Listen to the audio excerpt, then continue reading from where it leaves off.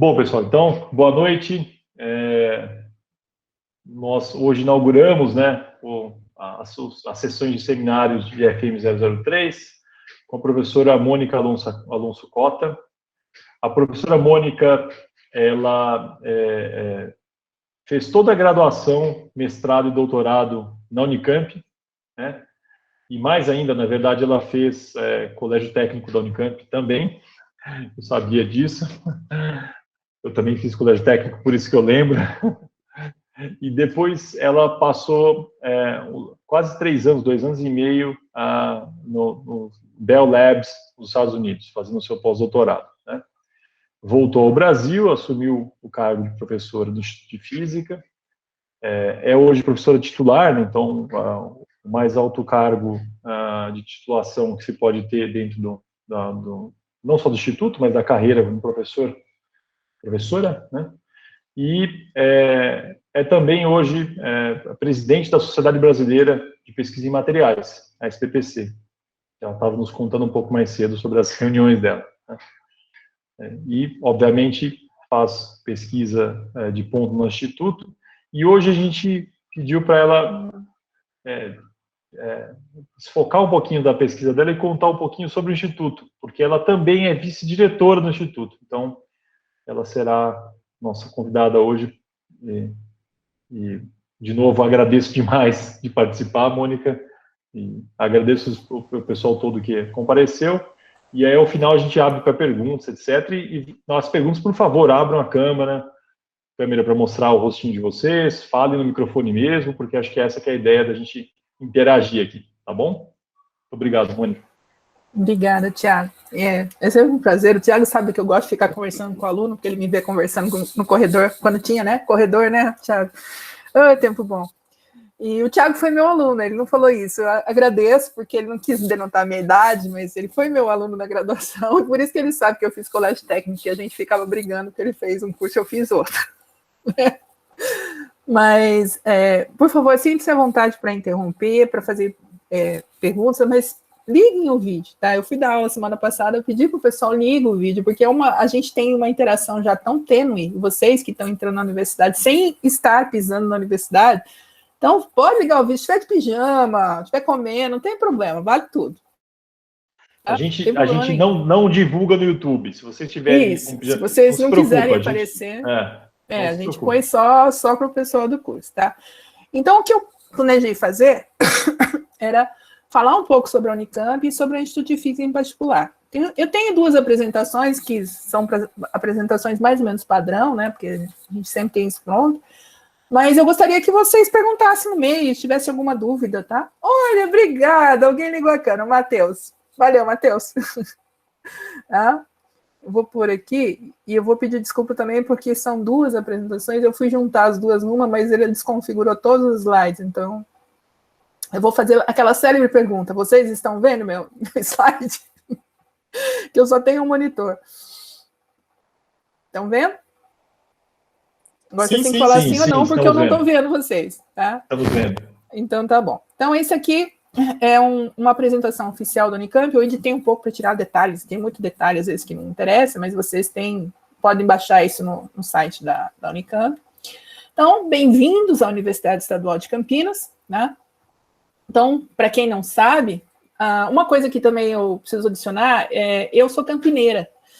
E eu estudei em escolas públicas a maior parte da minha vida, e meu pai, quando eu terminei o colégio técnico, ele falou assim, você vai fazer Unicamp, né?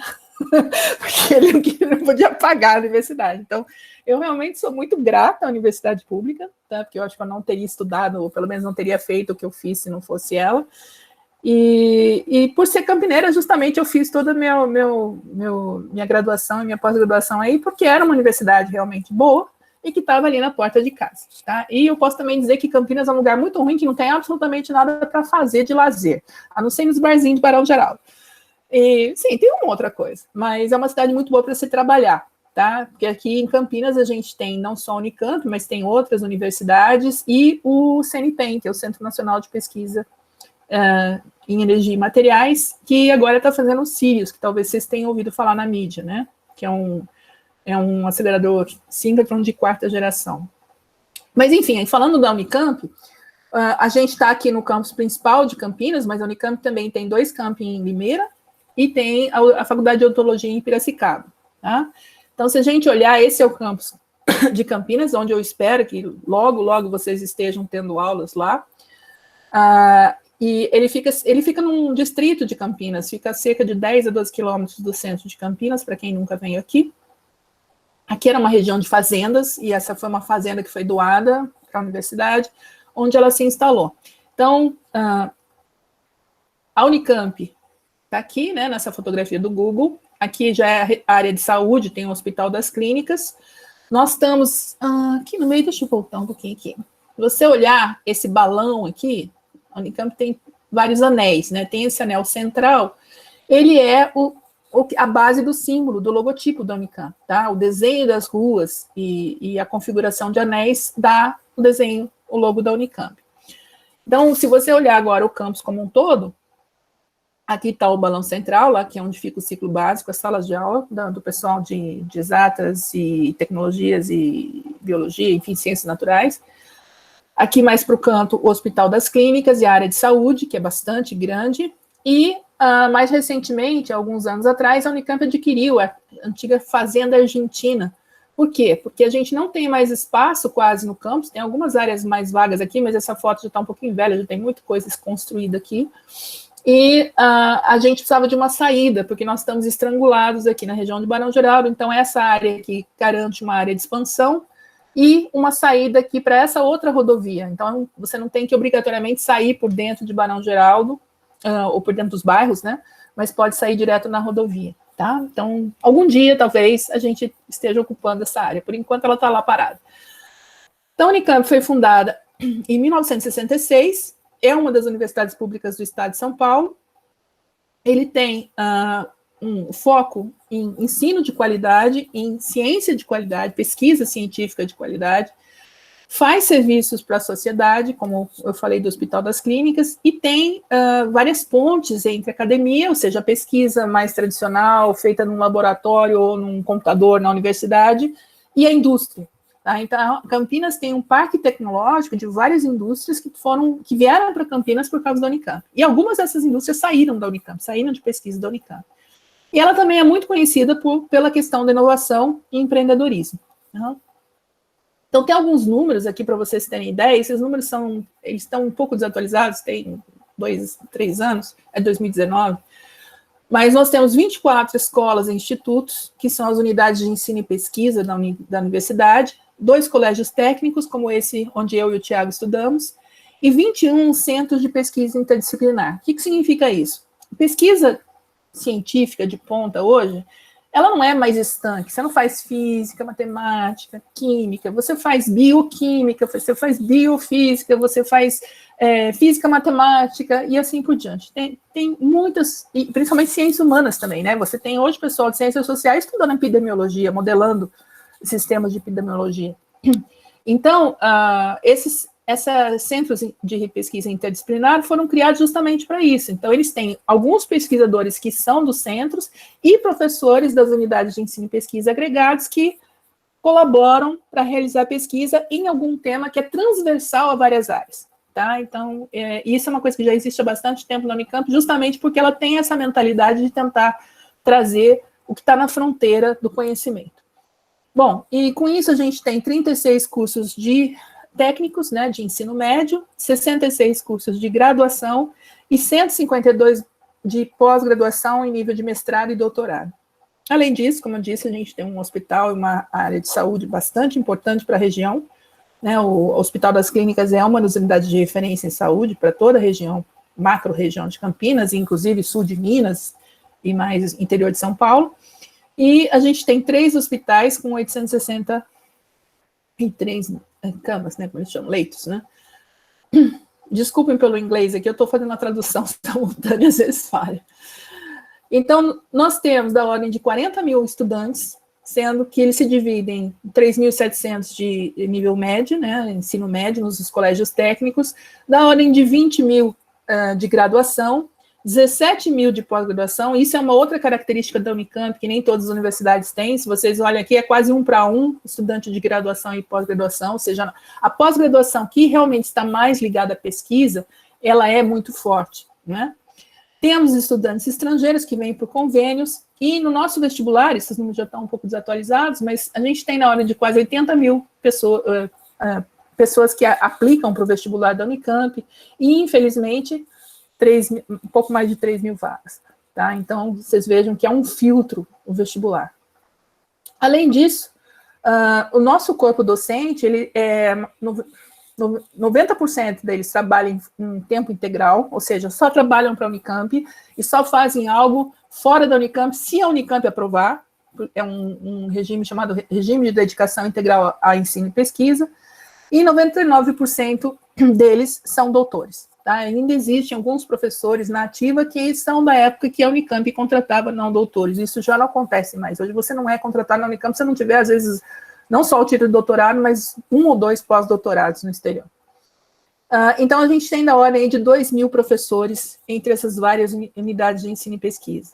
Aí, esse é ranking, eu não gosto de colocar ranking, mas isso é discutível, mas a Unicamp está entre as melhores universidades da América Latina, com certeza, entre as, talvez, 5 primeiras universidades da América Latina, e isso aparece nesses rankings que vocês podem procurar. Uma hora a USP está na frente, outra hora a Unicamp está na frente, às vezes a UFRJ aparece na frente, mas enfim, não dá para dizer que uma universidade é melhor que a outra, são todas boas universidades que estão cumprindo os objetivos, a missão a qual ela se propõe, tá? Também, em termos de pesquisa, a Unicamp é a universidade brasileira que tem o maior número de artigos publicados por docente. Em geral, a pesquisa é encabeçada por um ou mais docentes, vários estudantes de pós-graduação ou pessoal de apoio técnico, e a Unicamp é uma universidade que produz muito parte dessa pesquisa. O que eu estou dizendo com isso de artigos publicados? A pesquisa funciona assim, você está lá pesquisando alguma coisa, e você tem um resultado que você fala assim, puxa, ninguém viu isso, né? Então, eu vou apresentar isso para a comunidade científica. A maneira como se faz isso, e isso acho que é uma discussão que vocês estão vendo bastante por causa da situação da pandemia, você você submete isso em uma revista científica. Essa revista vai ver, primeiro, se o artigo tem a ver com a revista ou não, porque às vezes acontece, você mandar para uma revista e eles falam, não, isso aqui não interessa para a nossa comunidade, tá? Mas se ele passa por esse filtro, ele vai para o que a gente chama de peer review, ou revisão por pares. Então, vai ter outros pesquisadores que não necessariamente conhecem a gente, ou a gente sabe quem são eles, que vão analisar aquele artigo e dizer tudo o que tem de errado e o que tem de bom no artigo para o editor. E o editor vai dizer, olha, baseado nisso, eu não posso publicar seu artigo, porque está cheio de críticas lá muito negativas, ou, pode sim, mas você tem que revisar essa parte aqui, olha, que eles pediram. Então, esse é um processo de depuração da ciência, né? Porque você está fazendo algo e você tem outros especialistas que estão analisando aquilo que você fez.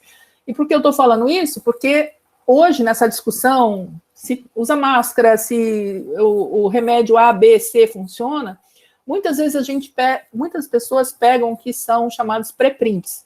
Pré-prints é assim, você fez o artigo e você põe num repositório em que as pessoas podem acessar enquanto ele é avaliado pelos pares, tá?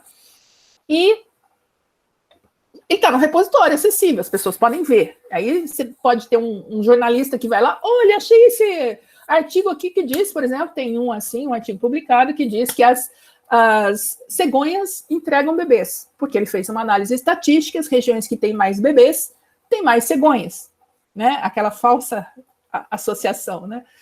Obviamente era uma brincadeira que o cara estava fazendo para mostrar como essas associações podem levar a conclusões indevidas, né? Na verdade, a área rural, em geral, tem mais bebês, né?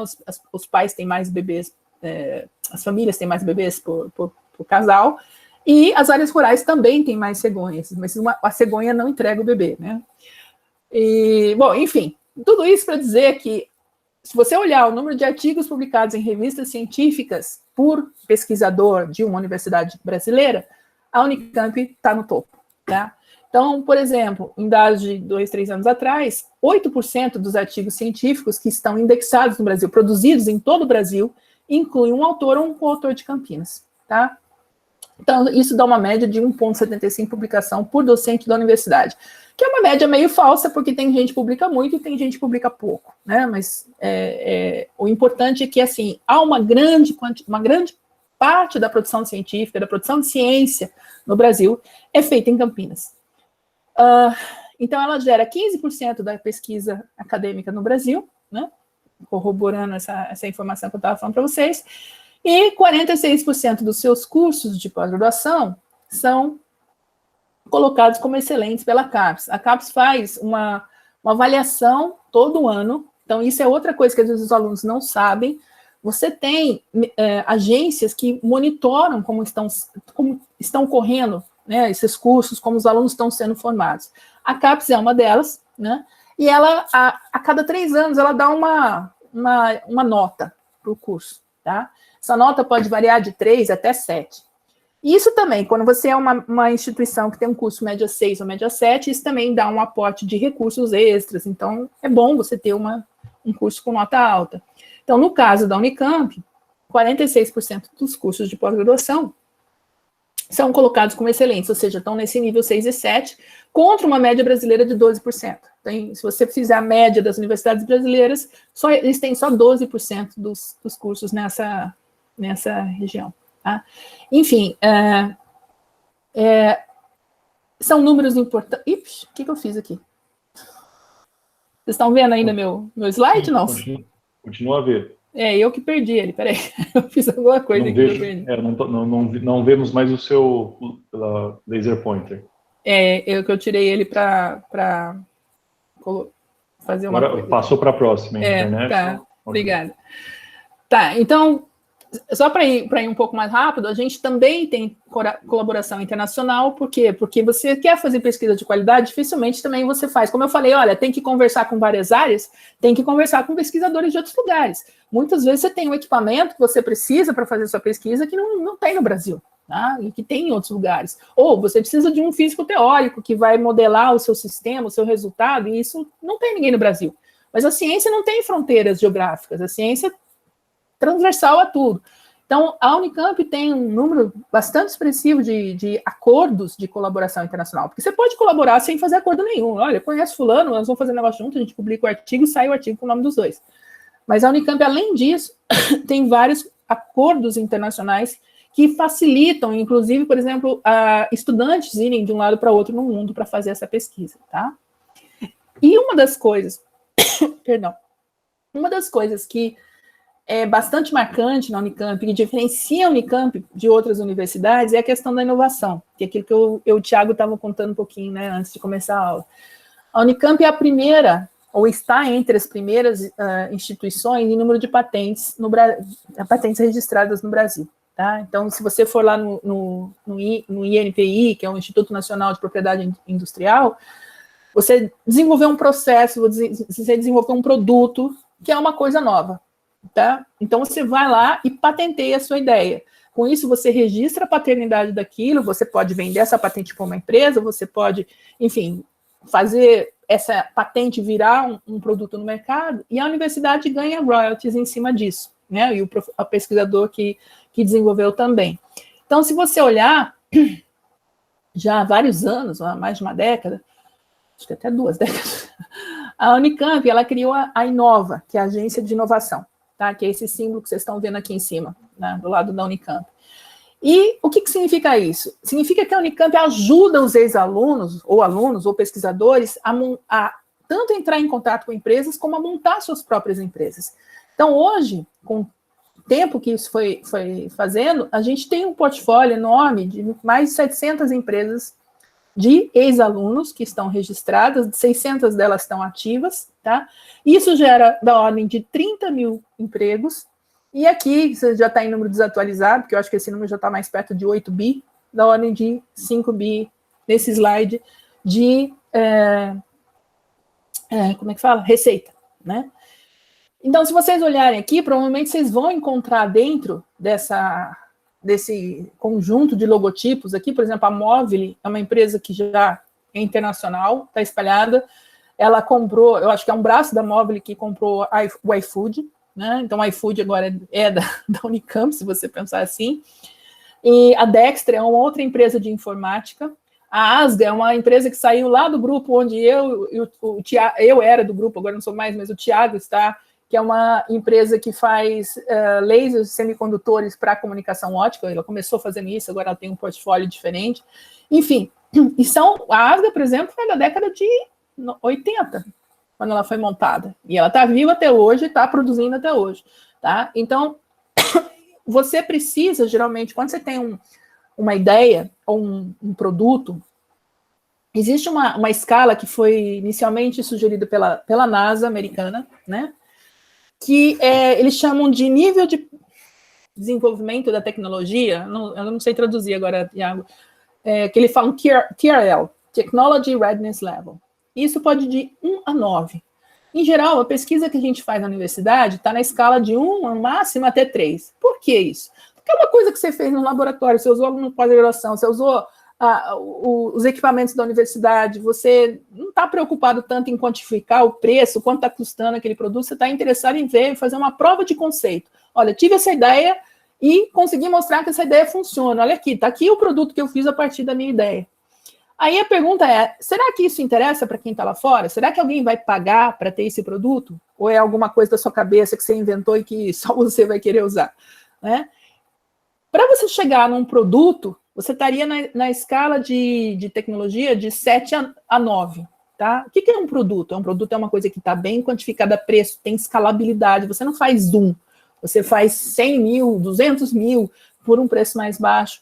Então, tem ali um gap entre esse 1, 2, 3 e o 7, 8, 9, que o pessoal chama de vale da morte da inovação, que é o 4, 5, 6, que alguém precisa ajudar a fazer essa emenda. Olha, e é o papel da Inova e da universidade e das prefeituras, enfim, de incubadoras, é justamente esse. Olhar o que está sendo feito ali na escala 1, 2, 3, dentro da própria universidade, por exemplo, olhar o mercado, olhar quem são os financiadores, quem tem dinheiro para investir, quem são os anjos, que eles chamam, né, que investem nessas empresas, programas de agências, tipo FAPESP, que tem o PIP, que vai dar dinheiro para essas pessoas arriscarem montar essa empresa e levar o produto para o mercado. Então tem que ter, isso tem em todo mundo, tá, gente? Não é no Brasil, não. O Brasil é o que tem menos. Se você for para os Estados Unidos, se você tiver uma ideia, chove o que eles chamam de VC, Venture Capitalist. O cara que está lá tem um monte de dinheiro. Vou te dar 1 milhão aqui para você começar a fazer isso aqui. Aí o cara vai lá, consegue botar, e aquele cara que deu 1 milhão vira sócio da empresa e foi para frente. Não, no pior dos casos, ele perdeu 1 milhão. Mas, enfim, para esses caras, em geral, não faz muita diferença, tá? Então, isso aqui são as empresas filhas da Unicamp, e eu convido vocês, eu não tive tempo de montar um slide mais atualizado, mas a Unicamp lançou há algumas semanas um documento justamente mostrando o que a Unicamp, o que a universidade devolve para o Estado.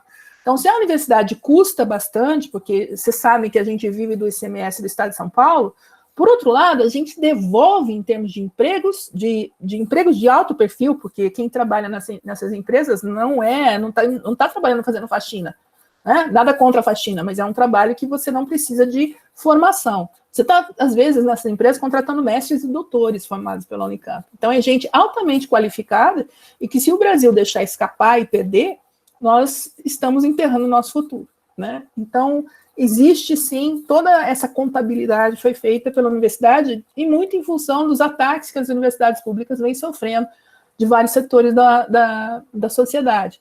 A gente realmente devolve dinheiro muito mais do que a universidade custa, tá? Bom, continuando aqui, continuando com a extensão, a gente, além dos cursos de graduação, pós-graduação, mestrado e doutorado, a gente tem os cursos de extensão. O que é a ideia da extensão? Extensão são cursos de interesse da comunidade que qualquer pessoa pode vir fazer. Então, a gente tem a Estecamp, que é a escola de extensão, tá? Que promove cursos com diferentes tempos, características, em todas as áreas de conhecimento. Então, só para vocês terem uma ideia, em 2016, que está bem desatualizado isso aqui, a gente teve na ordem de 1.500 cursos, né? E aí seriam envolvendo especializações e cursos curtos, aí isso é o número de horas que define do curso, tá? E da ordem de 11 mil estudantes que aplicaram nesses cursos. A maior parte desses cursos são em regime de EAD, então vejam, isso é bem antes da pandemia, tá? Alguém na Unicamp sabia fazer EAD, os professores estão brigando até agora, tentando aprender. E a gente tem parceria, por exemplo, com o Coursera, que é uma plataforma junto com várias universidades americanas e oferece esses cursos, inclusive em inglês, para vários países do mundo, tá? Então, basicamente, é isso. Eu tentei mostrar aqui nesse conjunto de slides, que eu sumarizei a apresentação mais ampla da Unicamp, para mostrar que a universidade é algo vivo.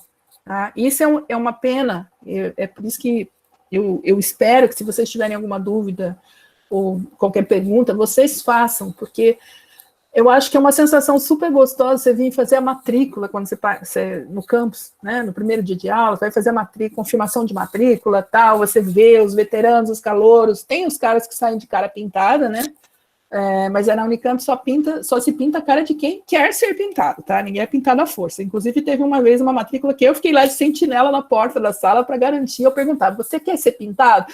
A pessoa falava, o aluno falava, eu quero. Eu falei, então tá bom, esse aqui eu quero ser pintado. Aí o pessoal ficava todo feliz. Às vezes a pessoa não queria. Legal, ele não quer. Passava em cola, tá? Então, trote desse tipo não tem lá na física, não. Mas, enfim, esse sentimento de pertencimento à comunidade, que, infelizmente, por conta da situação que a gente vive, vocês não vão ter tão cedo. Eu espero que a gente consiga voltar a conviver, né? Mesmo que a gente não possa se aglomerar tanto como a gente se aglomerava, né? Beijinho para cá, abraço para lá, mas eu espero que a gente possa conviver logo, porque realmente a universidade é um espaço de vivência, tá? Vocês não se limitem ao curso onde vocês estão. Vocês têm acesso a toda essa transversalidade que eu falei. Vocês têm esse acesso dentro da universidade. A única coisa ruim é que, normalmente, vocês têm que ir atrás disso. Se vocês fuçarem e forem falar com as pessoas, 90% das pessoas são acessíveis e vão gostar do interesse de vocês. Mas a gente, às vezes, não tem tempo para ir ficar pegando os alunos mãozinha por mãozinha e falar, vem aqui ver isso aqui, que legal. Tá? Então, isso é uma tarefa para vocês. Então, esse slide aqui, ele basicamente resume um pouco, né, o que a gente espera da universidade, que seja um ambiente institucional dinâmico, sensível e responsivo às demandas da sociedade, ou seja, a gente tem que devolver algo para o que a sociedade precisa. A gente tem uma característica de colocar os estudantes de graduação em projetos de pesquisa, já começando no segundo ano, então sai já daquele ambiente de sala de aula e vai ver outra realidade, tá? E um equilíbrio entre achar os melhores estudantes, promover a inclusão de estudantes que venham do sistema público, combinado com as ações afirmativas. Para quem aqui tem um tio do WhatsApp que fica questionando as cotas e os sistemas de ação afirmativa das universidades públicas, eu estava discutindo isso no WhatsApp com um grupo de colegas de outro... Na verdade, eram meus ex-colegas de Cutuca, de colégio técnico. A gente tem um grupo no WhatsApp. E um deles, porque esse negócio de 4... Eu falei, olha, a Unicamp, a comissão de pesquisa da Convest, que organiza o vestibular, ela fica acompanhando o desempenho de todos os estudantes. Os que entraram usando PAIs, os que entraram usando cotas, os que entraram usando Profis, todos os mecanismos de entrada. E fica monitorando isso, porque isso serve de base para as novas políticas e para as novas necessidades que ela vê. Então, não é uma coisa de oba-oba, tá? E o que a gente vê é que todo mundo, no começo pode ter lá uns arranjos, mas todo mundo acaba entrando em fase. Porque cada um de vocês tem uma capacidade, uma motivação, uma experiência, e tudo isso enriquece o ambiente da universidade, tá? Então, eu fico por aqui, eu vou falar um pouco do Instituto de Física. Então, se vocês tiverem alguma pergunta sobre o Unicamp, é o momento, vocês podem falar agora.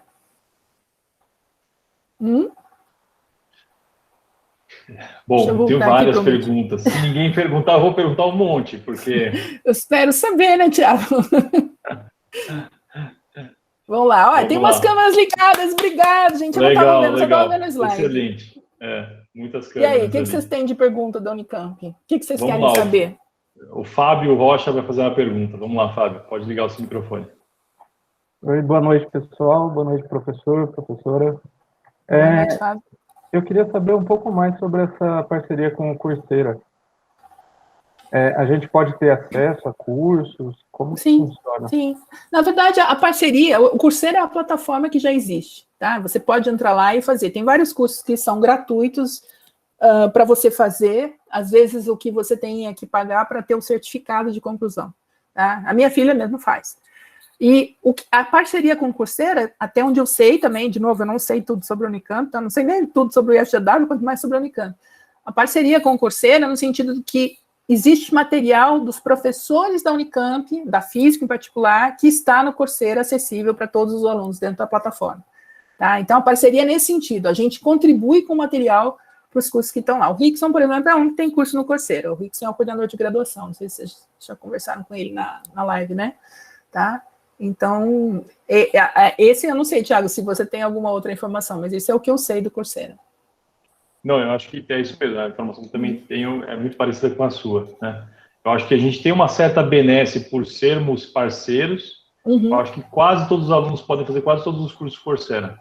Acho que é muito poucos os que são restritos a vocês. O que é restrito é o que a professora Mônica falou, que é o diploma, né? Mas em termos do curso em si, do conhecimento, tá é tudo aberto. A minha filha faz biologia na Unicamp.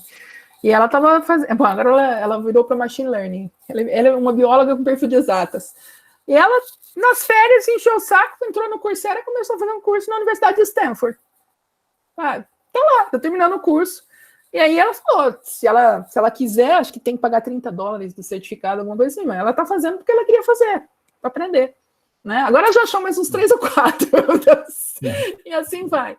E isso é uma das coisas que eu falo para vocês, porque eu tenho 2 sobrinhos que estudaram em uma universidade de ponta privada, tá? E o que eu vi? Que meu filho também passou no vestibular e chegou a pensar em estudar lá, daí acabou indo para a Unesp. Mas o que eu via de diferença? Porque eu fui ver como é que era o curso, falei com o coordenador, eu conheci o coordenador, inclusive, e aí eu vi, assim, a diferença na questão da maneira como o aluno fica amarrado. Tá? Pode ser que seja dessa faculdade particular, não conheço todos, obviamente não estou generalizando aqui. Mas eles tinham aula o tempo todo e tudo era feito em classe. Eu falei, mas quando que eles estudam? Assim, sabe aquela coisa, sentar o traseiro na cadeira e ficar lá por si só tentando estudar? Porque não tinha tempo. Era das 8 às 6, Não, eles estudam na sala de aula com os tutores, com os professores. E para mim isso, tudo bem, é legal. Rende, né? O ensino, assim, são profissionais bem formados. Mas eu falo assim, tá, mas cadê a proatividade? Cadê o ritmo do cara? Como é que isso, né, se enquadra? Não, a gente resolve tudo. Quer dizer, o curso resolve pelos alunos. Na universidade pública, pelo menos a minha experiência de várias décadas, inclusive como aluna, se vira, meu. Tem tudo isso aqui, ó, tá? Mas ninguém vai correr atrás de você. Se você fizer tudo certinho na grade lá que o Thiago sugeriu, de vocês fazerem as disciplinas, vocês vão se formar e vão ter o diploma. Mas vocês não vão ter aproveitado a universidade pelo que ela tem de bom. Tá? Só que, infelizmente, eu falo isso assim, com dor no coração, porque a gente poderia fazer um pouco mais de propaganda do que a gente faz. Mas a gente acaba não tendo tempo, todo mundo faz 10 mil coisas ao mesmo tempo, e você fala assim, puxa, quando falam mal da universidade, é mesmo, a gente não falou que a gente faz isso. Né? Então, o Thiago, não sei se você vai falar para eles, a gente montou um curso de boas práticas no Moodle, em que eu fiz questão de colocar um monte de coisa que a universidade oferece para vocês, tá? Então, se vocês entrarem, vocês já devem estar disponível para vocês. Se não tiverem, vocês avisam que nós fizemos o carregamento dos alunos agora, essa sexta-feira. Mas a universidade pública tem uma série de valores e princípios, tá?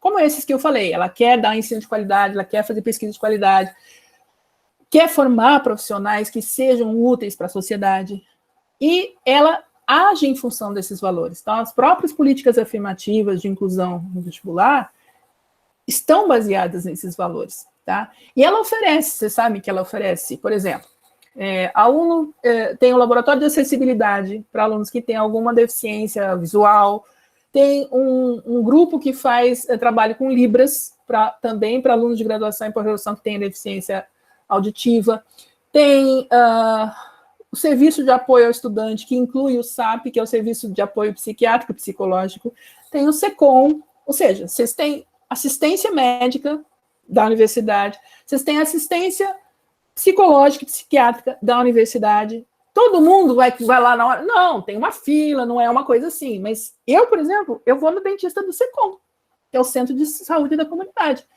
O melhor dentista que eu tenho é do SECOM. Tá? Eu vou lá. E os alunos também. E eles atendem. Tá, tudo bem, eu não vou conseguir uma consulta para amanhã. Bom, tem emergência. Se tiver uma dor de dente, eles atendem no dia. Mas, então, a universidade coloca todos esses recursos. Isso custa caro, gente. O apoio e permanência dos alunos que vêm de famílias de baixa renda? Tem as bolsas sociais. A Unicamp põe uma fortuna nas bolsas sociais. Eu tenho um aluno bolsista BAS, que é essa bolsa de ação social. E ele vem de uma família caiçara, do sul do Brasil. Sabe caiçara, aqueles pescadores? Ele ganha mais da Unicamp que o pai dele faz de aposentadoria lá, que ele ganha.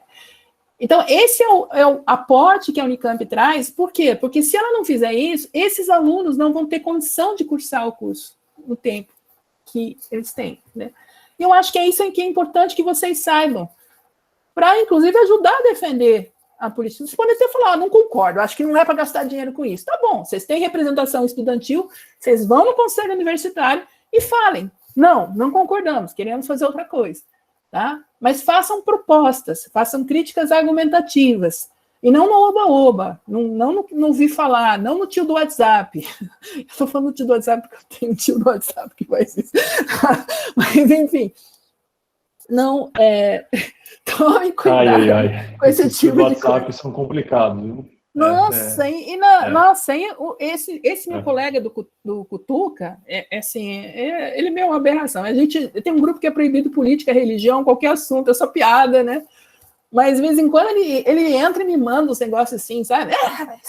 Aí ele começou a martelar na questão quando entrou as cotas étnico-raciais, que foram em 2019, no vestibular de 2019, ele começou, por quê? O estudante branco, pobre. Eu falei, mas tem a cota social, é uma parte da cota social que vai para étnico-racial. Ele sequer tinha lido o que era que estava sendo discutido, ou não sabia absolutamente nada. Ele só começava na cabeça dele a colocar as coisas lá, embaralhar tudo e chegar à conclusão que estava tudo errado. Né? E aí, quando eu fui apresentando, porque eu tenho uma paciência de Jó para isso, tá, gente? Tem uma vizinha minha aqui que ela punha tudo fake news no grupo, que tem um grupo do bairro também. Aí o pessoal xingava, ela morria de dó, porque era uma velhinha. Aí eu escrevi para ela, falei assim, Rosa, você não quer mandar para mim antes? Então eu sou agora fact-check. Eu faço fact-check de todos os posts dela. Ela só posta quando eu falo que não é fake news. E aí eu estou ensinando ela a descobrir o que é fake news. Tá? Então, porque tem fake news que as pessoas fazem por inocência, e tem as pessoas que fazem por outros motivos, não vamos entrar aqui. Mas eu estou falando, eu tenho uma paciência de Jó com isso, então eu fui respondendo para ele, até que, nossa, eu não sabia de tudo isso. Falei, então, agora você está sabendo. Ele nunca mais me encheu o saco, porque isso nas cotas. Tá? Mas às vezes não adianta, infelizmente não adianta. Então, é nesse sentido que eu falo para vocês, tentem se informar. Vocês têm representação estudantil em todos os níveis da instituição. Começa com o centro acadêmico, que é embora assim, não seja uma representação, mas tem uma influência em trazer demandas dos alunos, por exemplo, para a diretoria. Tem o DCE, que é o Diretório Central dos Estudantes. Os alunos têm assento na comissão de graduação, estou falando só da graduação, né? No Conselho Interdepartamental, que é o segundo órgão do Instituto de Física, na congregação. A gente teve agora, alguns meses atrás, eleição para os representantes dos alunos na congregação. Então, vocês votam na congregação. A congregação é o órgão máximo do Instituto de Física. E assim vai para todos os níveis, até chegar no Conselho Universitário, que é o órgão máximo da universidade, que tem uma representação estudantil. Tá? Então, vocês têm que usar esses canais institucionais para conseguir, se vocês acham que tem alguma coisa que deve ser perseguida, que deve ser modificada, ou uma sugestão, usem essas representações, tá? Bom, deixa eu parar de falar, senão não vai sair daqui hoje. Vocês já perceberam que eu falo pouco, né?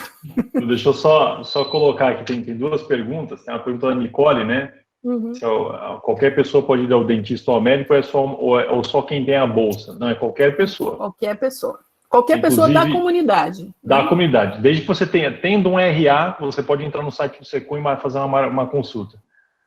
De tudo, certo? Cardiologista, ginecologista, dentista, tudo. Tá? Você pode... clínico geral... Exemplo, alunas, vamos supor que tem uma aluna que fique grávida. Ela vai para o SECOM encaminha para o CAISM, que é o Centro de Atenção Integral à Saúde da Mulher, que é o hospital de referência de toda a região, macro-região aqui do estado. Tá? Então, o SECOM é o hub, ele encaminha para outros serviços mais específicos quando necessário. Tá? O que mais aqui? Tem uma outra pergunta, eu já vou passar para o Sinésio. Sinésio, só vou ler aqui as perguntas. O Gabriel, vamos voltar um pouquinho talvez da Unicamp, né? Ele perguntou qual que é a relação da Unicamp com o CNPEM. Tá. CPE, o CNPEM, né? CNPEM. Não, eu acho que ele trocou só o P com N, mas é CNPEM. Ele trocou de lugar. É o seguinte, o CNPEM oficialmente não tem nada a ver com a Unicamp, tá? O CNPEM é um centro de pesquisa que é ligado ao MCTI, oficialmente, e que ele tem um modo de gestão bem diferencial. Por exemplo, se você comparar com o INPE, ou comparar com, sei lá, eu não lembro de outros, CTI, que é aqui em Campinas também, ele tem uma organização social, a BT-Luz. Sem fins lucrativos. Sem fins lucrativos, Eu sempre erro os nomes das coisas. Que ela tem um contrato com a MCTI, ela gere o CNPEM, tá? Então, ela é mais ágil, às vezes, em muitos sentidos, do que as instituições públicas, que tem todos aqueles legalismos de você não pode comprar de quem você quer, você tem que fazer licitação, demora e tal. Mas, do ponto de vista de pesquisa, o CNPEM, então, é o Centro Nacional de Pesquisa em Energia e Materiais, ele tem vários laboratórios nacionais dentro desse centro. Tem o Laboratório Nacional de Luz Síncrotron, que hoje tem o Sirius, que já tem linhas comissionadas, já está começando a medir coisas, que é aquele anel gigante. O dia que vocês vierem aqui para Campinas, né, quem não for de Campinas, passa ali perto, tem uma estrada que sai da Unicamp, sai da Unicamp, passa por dentro do bairro e passa na frente do Sirius e vai cair lá naquela estrada que eu falei que ia fazer na Argentina, da saída. E aí você vê uma coisa que parece um Maracanã ali. Foi uma pena, eu acho que eu não coloquei no slide, mas tem várias fotos. Vocês colocam Sirius Campinas, vocês vão ver, parece um estádio do Maracanã, é enorme. Tá? Esse é o Sirius. Ele é um acelerador de última geração, só existe um no mundo em operação, totalmente em operação, que é o Max IV, na Suécia. O Sirius é o segundo, ele já está atrasado, ele já era para estar funcionando, mas com os cortes da ciência e tecnologia, né, ele ainda não está totalmente instalado. É assim, é lindo. Todo estrangeiro que vai lá fala assim, nossa, tipo assim, eles falam assim, não parece o Brasil, né? Porque você vai para a universidade. O Thiago não, o Thiago tem um laboratório super chique, que está num prédio novo. Agora, meu laboratório é tudo velho, aqueles móveis velhos, coisa quebrada, né? Então, você fica com aquela impressão assim, que negócio velho, né? Será que sai alguma coisa boa daqui? Aí quando você entra no Sirius, só o prédio em si já é uma obra de engenharia, eles têm controle ambiental, variação de temperatura dentro, porque não é muito, muito, muito impressionante, tá? E foram algumas pessoas, basicamente, que levaram essa ideia à frente. Então tem o Laboratório Nacional do Síncrotron, que tem o Sirius, que o Sirius é uma entidade à parte, né? Como se fosse um outro laboratório, por uma questão jurídica. Depois tem o Laboratório de Biocombustíveis, que foi a fase de desenvolvimento do etanol de segunda geração, acho que é segunda. Enfim, eles querem pegar a biomassa, ou seja, pega a cana, você produz álcool, né? Mas sobra todo aquele bagaço. Se você tiver uma forma de quebrar aquele bagaço para produzir álcool de novo, você ganha mais dinheiro com o mesmo aporte, né, de recurso que a cana. E isso no mundo inteiro está se estudando, porque esses biocombustíveis virariam uma opção real de energia. Depois tem o Laboratório de Biologia Molecular, o Laboratório de Nanotecnologia, tá? Onde tem os microscópios eletrônicos, por exemplo, que a gente usa na pesquisa. Tem sala limpa para fazer dispositivo que nem o Thiago faz. Tá? Então, é uma instituição enorme. Ela não tem nada a ver com a Unicamp juridicamente, mas ela tem umbilicalmente uma ligação, porque, por exemplo, muitos dos alunos que trabalham lá são alunos da Unicamp. Tem vários professores da Unicamp que têm projetos lá, porque a proximidade é muito grande, tá? Mas uma vez eu passei vergonha, porque todo mundo Já teve gente que falou assim, não, porque, tipo, o CNPEM é da Unicamp, né? E tinha um pessoal do CNPEM do meu lado, eu queria me enfiar embaixo do negócio, porque não é. Tá? Já teve diretor do CNPEM, antes de ser CNPEM, era só LNLS, que é professor da Unicamp, 2 professores da física foram diretores de laboratórios do CNPEM, mas juridicamente eles não têm nada a ver. Um é nacional e a Unicamp é estadual. Deu para ter uma ideia? MCT é o Ministério de Ciência, Tecnologia e Informação. E inovação, né? Perdão. Inovação. Não tem mais o C, né? Que virou MCTIC, agora é MCTI de novo.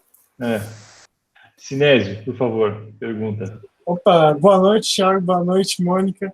Boa noite. Assim, aquele famoso ditado, a curiosidade matou o gato. Eu fui pesquisar o Lattes de todo mundo que estava aí, e eu não pude deixar de notar, que até o Thiago mencionou sobre você, Mônica, que você fez doutorado ou pós no Bell Labs, e ele fez pós na Caltech. A primeira coisa que vem na minha cabeça é Richard Feynman, né? É o quê?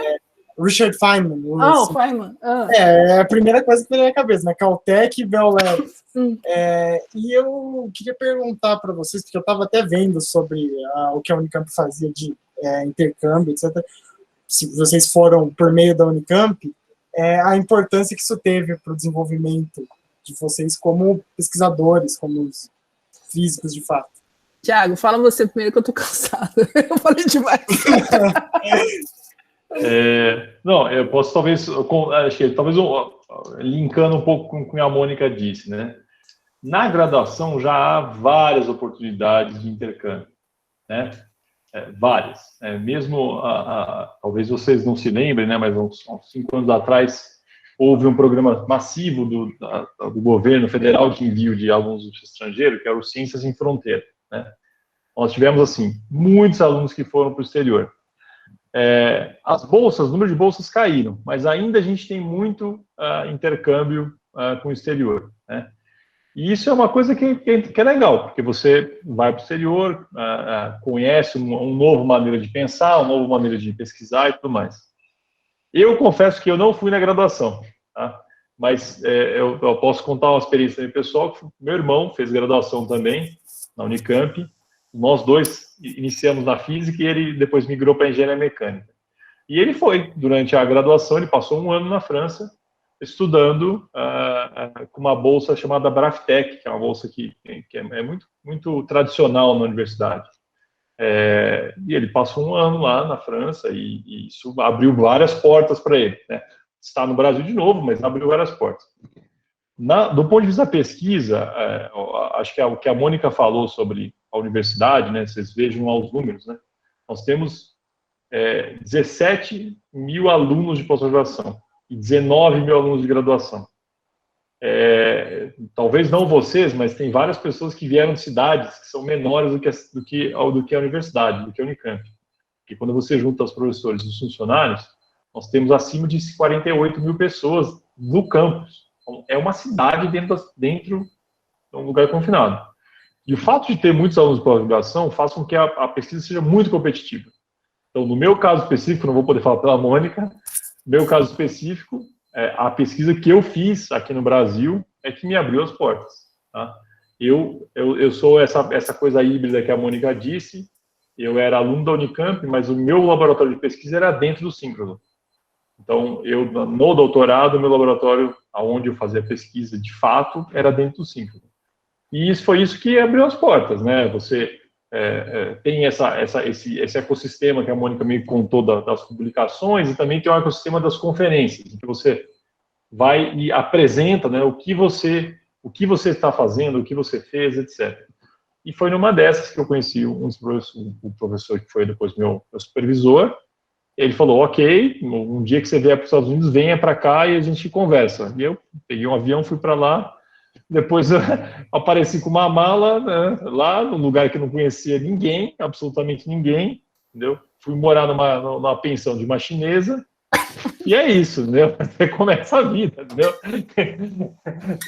Eu não falava inglês, nem ela, então a gente não conseguia se comunicar muito bem, mas eu literalmente cheguei no aeroporto com uma mala e eu não sabia, eu só sabia o endereço do laboratório, mais nada, entendeu? Então, a primeira vez... Que ano foi só um isso, comentário. Thiago? 2008.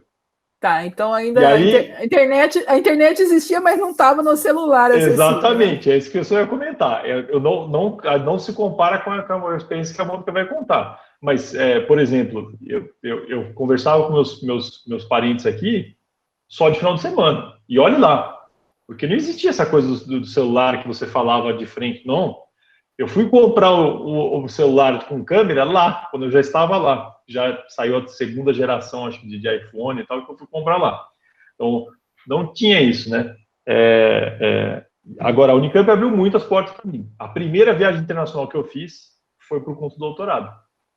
Aliás, a primeira viagem internacional. Eu nunca tinha saído do país. A primeira vez que eu saí do país foi para uma conferência. Eu fui para uma conferência, dar uma palestra, por conta da universidade. Então, se você for pensar em termos de abrir portas, eu realmente sou como a Mônica, eu sou apaixonado pelo ensino público. Eu acho que isso devia ser para todos, né? Toda a minha história foi dentro do ensino público, né? Fiz SESI, carreira, né? SESI, colégio técnico, depois universidade pública, de novo, eu só consegui as portas abrindo ao longo desse tempo aí. Então, e só um comentário, antes que eu passar a Mônica, tá vendo? Eu também falo muito, a Mônica fala, mas eu também falo muito, tá? Mas é bom falar. Só um comentário, a gente está falando de pesquisa, etc, tal, né? Alguns de vocês podem falar assim, poxa, mas eu me inscrevi no curso de licenciatura. Se vocês abrirem a página da Inova, eu acabei de abrir aqui a página da Inova sobre inovação, eles têm dezenas de empresas criadas de dentro da Unicamp que lidam com educação. Não é uma ou duas, a lista rola, você dá a busca de educação, tem dezenas de empresas que trabalham com a parte de educação, desde apps de educação, sistemas de ensino, etc. e tal. Além da pesquisa, tem muita pesquisa também em ensino, né? Então, eu acho que isso é realmente uma coisa que a Unicamp tem que é ímpar, né? Que é esse pluralismo, né? Você ter um monte de gente, um monte de frentes de conexão e trabalho.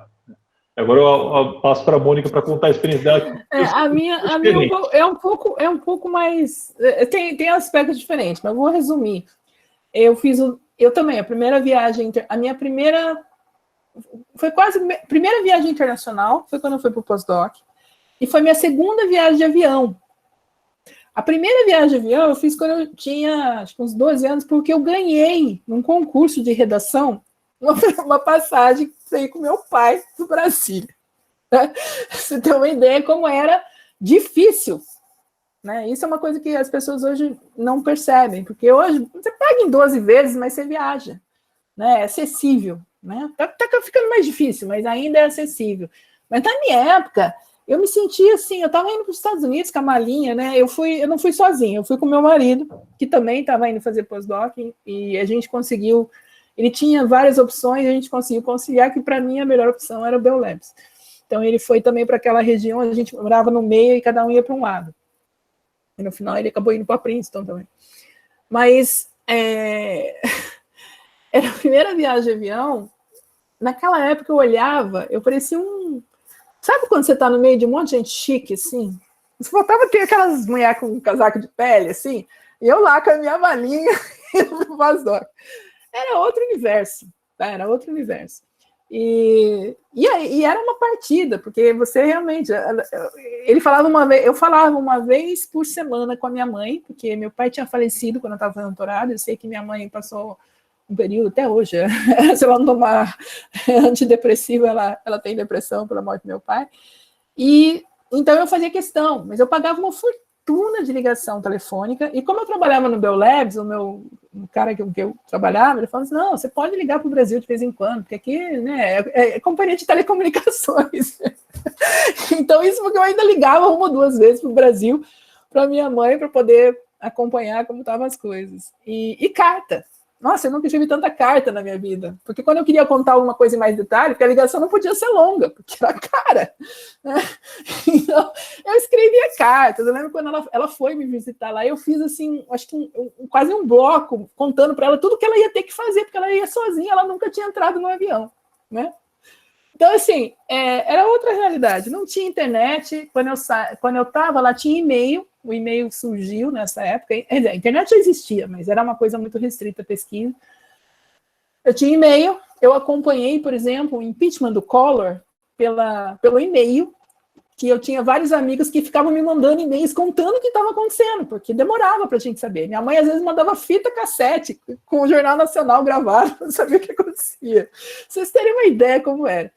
Mas do ponto de vista de pesquisa, foi um pouquinho diferente. Por quê? Porque o grupo onde eu trabalhava, o pessoal conhecia um pesquisador do Bell Labs, e lá no Bell Labs já tinha ido muito brasileiro, inclusive o Brito, que foi reitor da Unicamp, Então, os brasileiros tinham uma fama boa.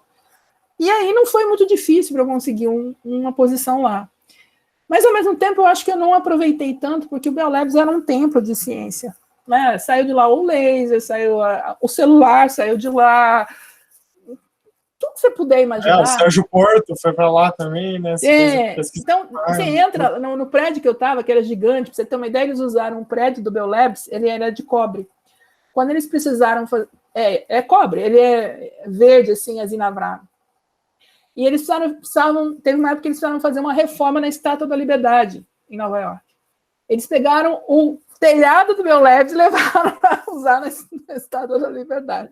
Era um prédio imenso, você também tem tamanho telhado. E era uma coisa assim, como eu ficava num setor, eu não cheguei a conheci algumas outras pessoas, eu estava na parte de física aplicada, né? Conhecia pessoal da física básica, mas eu tive, por exemplo, o primeiro microscópio um tipo de microscópio que eu uso até hoje, do Bell Labs. Era eu que usava. Eu que montei, eu que fiz para funcionar. E só eu que usava, sabe? Assim, era surreal. E eu só tive, assim, uma percepção maior de tudo que eu vivi a posteriori, depois, quando eu li um livro chamado The Idea Factory, Innovation at Bell Labs. E esse livro é um livro super legal, tá? Porque ele conta a história desde o início, quando o Bell Labs se preocupava em fazer postes que durassem mais tempo. Então, era pesquisa, você podia pesquisar o que você quisesse, desde que você tivesse um foco em telecomunicações. E eu peguei já o finalzinho da era... Quando eu fui lá, o Bell Labs já estava começando a se degringolar, e depois, eventualmente, fechou. Mas foi uma experiência, assim, completamente... E o engraçado é que eu encontro gente hoje, fala assim, você estava no Bell Labs? Eu sempre quis tanto ir para lá. Eu falei, eu fui. Tá? E me ofereceram um emprego lá. Isso é uma das coisas que eu falo, porque assim, eu fiquei numa dúvida cruel, mas meu marido tinha emprego já aqui, ele estava afastado. Se ele ficasse lá, ele ia ter que devolver 2 anos de salário. Minha mãe estava nesse problema todo da coisa. Enfim, minha irmã estava esperando eu voltar para poder casar, para não deixar minha mãe sozinha. Aí foi todo em torno, e como eu consegui um emprego na Unicamp, eu falei, não, na Unicamp eu consigo trabalhar, né? Então eu voltei para cá. Eu só não sabia de uma coisa, a pior coisa do mundo é você trabalhar no mesmo lugar que seu marido. Não façam isso. Não recomendo para ninguém, tá? Porque, nunca foi mais numa coisa. Tá bom? Mais perguntas? Bom. Sinésio, terminou ou não? Terminei, ótimo. A história de vocês é incrível. Eu levo vocês a outras eras pré-históricas. A gente, quando começa a pensar, né, quão rápido a tecnologia evolui, você fica impressionado. Isso que a gente está fazendo aqui, Thiago. Exatamente. Você acha que 5 anos atrás você conseguiria fazer isso? De jeito nenhum. Não, com tanta gente assim, de jeito nenhum. Bom, posso ir para o IFW ou tem mais ainda? Então, deixa eu só ver se eu consigo fechar o que está aqui. Não, só o Pablo e o Daniel falando que tem. Então, a cidade de vocês são mais ou menos o mesmo número de pessoas do que aqui, é isso? Do que a Unicamp? Eu também, quando quando fui para a Unicamp, eu era de Valinhos. E Valinhos, na época, tinha 40 mil pessoas. Então, Valinhos é Campinas, vai, Thiago. Valinhos é Campinas, vai. Mas Valinhos era pequeno, mas agora já é grande. Não, é que as cidades são conurbadas, né? Então, você sai de uma e entra na outra, você nem percebe. É verdade. Tá bom, eu acho que as perguntas terminaram aqui. Se a gente puder ir para o 5. Não, Lucas. Desculpa, o Lucas tinha erguido a mão e a Nicole, perdão. Lucas. Professor. Tá. Vocês desculpa, é o Lucas Freire Teodósio. Vocês conseguem me ouvir? Sim. Eu não vou ligar a câmera porque minha câmera não funciona muito bem, então se eu ligasse não ia adiantar de nada. Mas tem uma fotinha sua, já é melhor do que o símbolo. Então, seria uma pergunta sobre a questão da formação dos físicos da Unicamp. Aí eu estava até pensando em perguntar depois que você falasse mais do IFGV, mas eu posso perguntar agora, tanto faz? Não? Pode. Bom, pode. Recentemente teve um filme que foi lançado, né? Cabras da Peste. Aí tem até um ator, um ator que faz um policial, não é o Edmilson, faz um policial lá do interior daqui do Ceará, e o Edmilson Filho, e outro ator e humorista, ele é físico, curiosamente ele é físico. Eu não sei o papel exato que ele faz, mas assim, quem assistiu conhece. Enfim, a pergunta é, físicos, eles só fazem pesquisa e dão aula, ou tem físicos da Unicamp que fazem muito mais coisas, tipo, tem uma banda de rock que tem um físico, né? Eu não tô lembrando direito. Nosso diretor teve uma banda de rock quando ele era estudante. Esqueci o nome agora. Como é que você lembra o nome, Thiago? Não lembro. Tinha um nome esquisito. É o seguinte, é isso que eu sempre falo para os alunos. Na verdade, para vocês terem uma ideia, hoje de manhã teve uma menina que colou grau agora, na última colação de grau, que eu dei aula para ela lá no Lab 3. Eu acho que o Lab 3 é inesquecível, viu, Thiago? E ela queria tirar umas ideias, porque ela descobriu que eu tinha feito mestrado em física médica, né? Acho que eu falei em algum momento. E ela queria tirar umas dúvidas, ela estava com dúvida de carreira, não sei o quê. Isso é muito comum. Os alunos às vezes vêm porque tem dúvida. E eu acho que tem que perguntar, né? Mas o problema da física, não só no Brasil, mas no Brasil mais do que em outros lugares, é que você não tem um mercado formal de trabalho. Ou seja, se abrir o jornal, você não vai ser assim, procura-se físico para tal coisa. Tá? Mas tem físico. Além da pesquisa, que não é só na universidade, tem pesquisa em indústria que usa físico, além da questão das startups que têm físicos também, que estão lá, inclusive vários que eu estava entrevistando lá nas lives que eu falei. Você tem, por exemplo, uma ex-aluna minha está trabalhando no Santander. O que aconteceu? Ela está no último ano do... o Rickson, não, é o Pascoal. Ela estava no último ano do doutorado. A gente tinha ficado quase um ano tentando arranjar dinheiro para ela ir para a França, porque tinha algumas coisas... Lembra que eu falei? Tem algumas coisas que você tem que fazer, que aqui é complicado. Né? Ela tinha que fazer algumas medidas, não era muita coisa, mas os equipamentos aqui, tem um aqui, outro está com chinchina, um está quebrado, daí se você não faz isso, você não pode usar o outro. E aí ela tinha feito uma escola de ciência lá em Grenoble, na França, conheceu um pesquisador, e o cara foi super aberto, falou, não, se ela conseguir vir para cá, ela faz tudo aqui, não tem problema, não precisa pagar equipamento, porque às vezes você tem que pagar o uso do equipamento. Ótimo, ficamos lá, juntamos dinheiro de várias fontes e tal, para ela ficar 3 meses lá e fazer todas as medidas que precisava, não sei o quê. Ela chegou lá dia 1º de março de 2020. O que aconteceu? 2 semanas, ela foi para o laboratório, tipo, toda feliz fazendo as coisas, já fechou o CEA, que e não era uma universidade, era um centro de pesquisa, que é um pouco mais complicado o acesso que a universidade. Aí eles falaram que ia ficar pelo menos 45 dias fechados por causa da pandemia. Ela tinha 3 meses, né? E na volta ela seria da última prioridade, porque ela não era parte do grupo de pesquisa, né? Então, fizemos as contas lá, e ela mora com só ela e a mãe estava sozinha aqui, ela sozinha lá no apartamentinho, tipo a pensão do chinês lá que o Thiago tá. Não, volta. Ela voltou para cá, aí conforme as coisas foram abrindo, tinha um colega na Espanha, eu fui distribuindo as amostras, as coisas que ela ia fazer, eu fui achando gente para fazer para ela, em colaboração, para ela poder terminar o doutorado. Mas ela ficou num stand-by, porque ela não conseguia nem terminar os artigos, ou eu ia publicar o que ela tinha feito e seria de menor valor, porque estava faltando essas coisas, ou, né? Ela começou a estudar machine learning, começou a fazer esses cursos online, fez vários cursos e tal, e resolveu aplicar por brincadeira em entrevista. Eu sei de aluno que faz isso de propósito. Ela foi mesmo, que ela me falou, eu vou começar a fazer uma entrevista para ver, né? Porque vai que eu preciso do emprego. Aí ela passou em 2 entrevistas a escolher uma posição, ela está no Santander, ela entrou como analista, mas o cara lá parece que é um cara bem legal, o chefe dela, que é um cara que fez mestrado na USP, falou para ela que ela pode, quando ela precisar escrever tese, ela pode tirar o tempo que precisar, e ela tinha que fazer uma prova para Data Scientist. Com a prova, ela passou, virou data scientist, ganhou um bônus, até, assim, ela está em termos financeiros, para quem tinha uma bolsa de doutorado de R$ 2.000, ela está no céu. Mas ela quer terminar. Não pode contar essas coisas, Mônica, senão a gente perde os alunos. Não, então, eu estou falando para vocês para ver que não é algo. A vaga não era para físico. Podia ser físico, matemático, engenheiro. A vaga era para um determinado perfil. E o físico é extremamente versátil, tá? Porque a física está na base. Tem bastante matemática, né?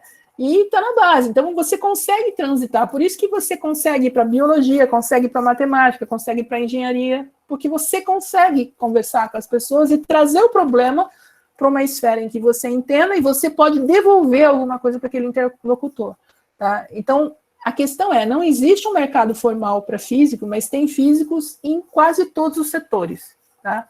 Nessa parte, principalmente, eu me lembro do Ricardo, que era um japonesinho, que fazia física, ele fez física médica.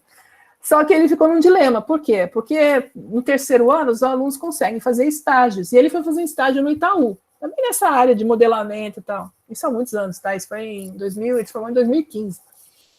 E aí ele veio falar comigo também, porque estava na dúvida. Por quê? Porque ele tinha uma independência financeira com o estágio, ele ganhava bem no estágio, né? Comparado com nada que ele ganhava quando ele estava no Unicamp. E aí, para ele terminar a física médica, ele tinha que sair do estágio do Itaú, porque o estágio de física médica é integral. O 5º ano de física médica é um estágio no hospital. Então, você não tem como fazer um estágio de 20 horas no Itaú e um estágio no hospital de 40 horas, né? A Unicamp não autoriza 60 horas de estágio. E ele veio e tal, não sei o que, conversou.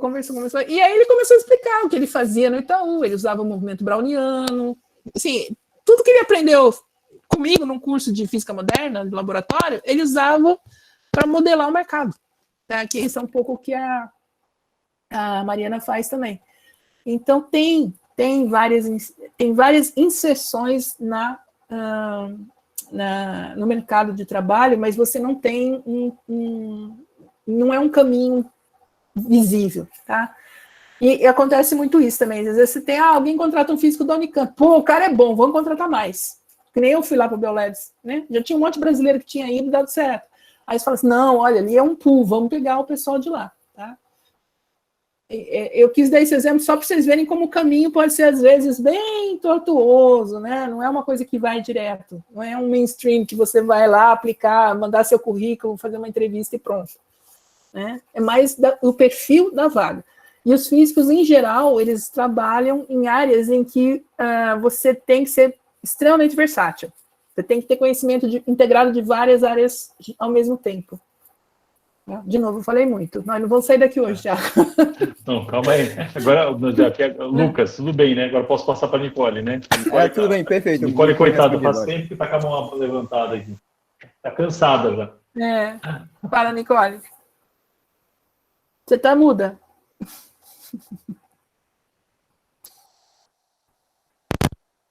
Queria perguntar sobre os Sirius. Não posso fazer propaganda dos vizinhos. O que você quer saber sobre os Sirius? É que eu não entendi muito bem o que é, assim. Queria saber um pouco mais. Basicamente, um anel é um tubo de vácuo, tá? Em que eles injetam elétrons, e esses elétrons ficam rodando com energias muito altas, da ordem de gigaelectronvolts. É energia pra caramba. E conforme ele vai rodando, ele está sendo acelerado ou decelerado, né, essa carga, e quando isso acontece, ele emite radiação. Né? Vocês vão estudar lá em eletromagnetismo, quando você tem uma carga sendo acelerada ou decelerada, ela emite radiação. E eles fazem de tal forma que eles podem escolher o tipo de radiação. Pode ser radiação ultravioleta, pode ser radiação de raio-x, né? E cada tipo de radiação vai te dar uma perspectiva de estudo diferente. Então, por exemplo, se eu quiser saber como é que é a estrutura cristalina das minhas nanopartículas, eu vou pegar o raio-x, tá? Ou não, eu quero estudar fotocatálise, preciso de uma luz numa região do espectro e tal. Qual que é a diferença de usar uma lâmpada, você vai falar? Por que eu preciso daquela parafernália? Porque tem um ganho enorme em termos. Primeiro, número de fótons, o fluxo, tá? Então, você tem, assim, um catatal de fótons que nenhum outro equipamento consegue produzir. Então, quando você vai estudar, por exemplo, uma nanopartícula, imagina o seguinte, eu tenho um material que é muito pequeno, tem lá 50 átomos, né? Se eu colocar uma lâmpada aqui, eu não vou ver nada, porque ele vai interagir com um número muito pequeno dos fótons dessa lâmpada. Agora, eu pego e coloco uma montanha de fótons. Ele vai conseguir, mesmo que ele interaja com pouquinhos, eu ainda vou ter essa interação multiplicada para conseguir medir um sinal. E esse sinal vai me dar informação sobre aquela nanopartícula, por exemplo. Tá? Então, quando eu vou para uma coisa muito pequena, eu preciso de um número de fótons, de um fluxo luminoso muito grande. Além de tudo, tem uma outra vantagem. Quando você cria uma luz, você pode, por exemplo, criar uma luz monocromática usando um laser, sabe o laser desse semicondutor, a canetinha? Você vê, é verde, é vermelho, né? No síncrotron, você pode escolher você pode variar esse comprimento de onda, essa energia da luz, como você queira. Então, por exemplo, você pode fazer uma varredura. Eu tenho lá uma nanopartícula que tem vários metais diferentes. E eu quero ver quais os metais que estão lá. O que eu faço? Eu varro a energia, vario a cor dessa luz que eu estou usando, tá? A energia do fóton, vamos dizer assim, e eu consigo detectar a absorção de cada elemento e ver isso no espectro que é gerado. Então, eu sei que tipo de elemento, como vocês lembram, tem os orbitais atômicos e tudo mais, tem radiação característica de cada metal. No Sirius, o brilho dele é muito grande, ou seja, ele consegue produzir essa radiação, o número de fótons muito alto, em um pontinho muito pequeno. Tá? Então, ele consegue concentrar toda aquela radiação numa região muito pequena do espaço. Então, se no antigo anel do LNLS isso era da ordem de centímetros, no Sirius você consegue chegar a micron. Micron, 10 a menos 6 do metro. Tá? A tamanho E, além de tudo, você consegue feixes coerentes, que isso ajuda, por exemplo, a fazer tomografia e tudo mais. Então, a gente está dando um passo, a gente está no anel velho, que chamavam VX do síncrotron, que agora está parado, porque eles, inclusive, estão usando pedaços do antigo para montar as linhas do novo. Ele era o que eles chamam de segunda geração, era um síncrotron de segunda... Síncrotron é esse anel, tá, que os elétrons ficam girando. É um síncrotron de segunda geração. Aí eles deram um upgrade nele, ele virou 2,5, segunda geração e meio. O Sirius é 4. Eles pularam uma. Tá? Por quê? Porque leva 10 anos para você construir isso. Então, se você não for tentar ir muito à frente, a hora que estiver pronto, já virou obsoleto. Né? Então, esse é um outro patamar de instrumentação que a gente tem. E é tudo feito no Brasil. Isso é uma das coisas que o Zé Roque, que é o atual diretor lá do laboratório, que eu achei importante, ele sempre frisa isso. Que é físico. Acontece? Ele é físico da Unicamp, formado na Unicamp, tá? Aí ele foi para o Caltech, que ele foi para a Califórnia, não lembro qual. Acho que Santa Bárbara, né? Acho que foi Não foi Santa Bárbara, não. Ele foi trabalhar com o Falikov? Não lembro agora. Bom, enfim, ele foi meu colega, o Zé Roque. Na verdade, o irmão dele, que chama Antônio Roque, ele era meu colega de graduação. E os dois eram de Brasília. Aí o Zé Roque entrou no ano seguinte. Antônio Roque, Zé Roque, aí a gente resolveu. Você é o Roque e você é o Zé Brasília. Então, até hoje eu chamo ele de Zé Brasília.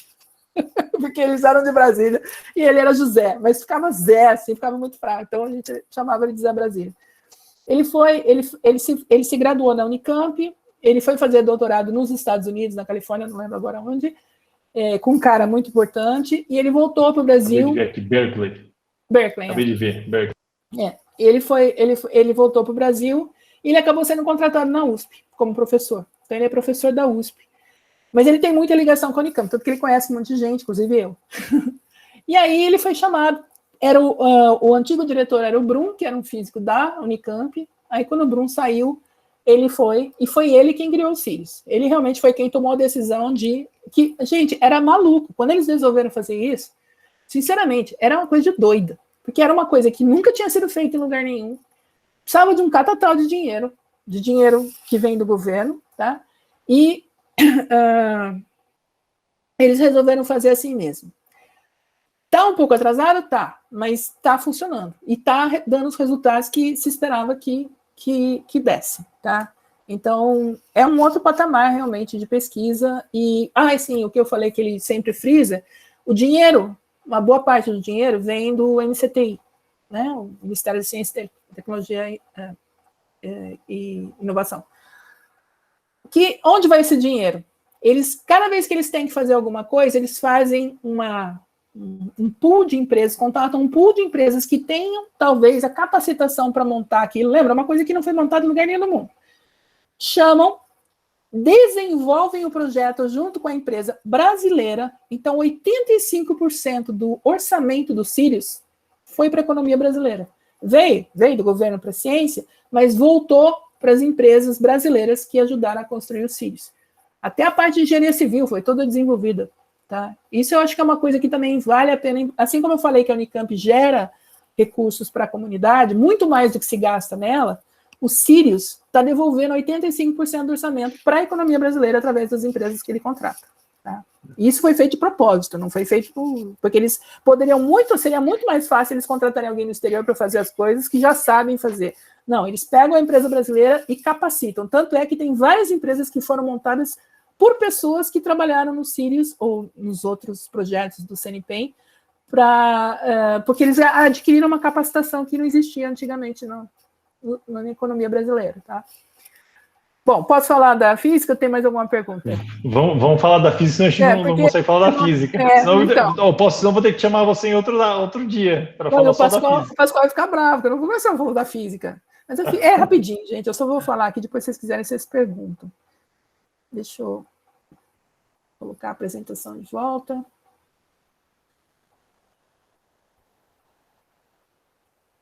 Estão vendo aí, né? Sim.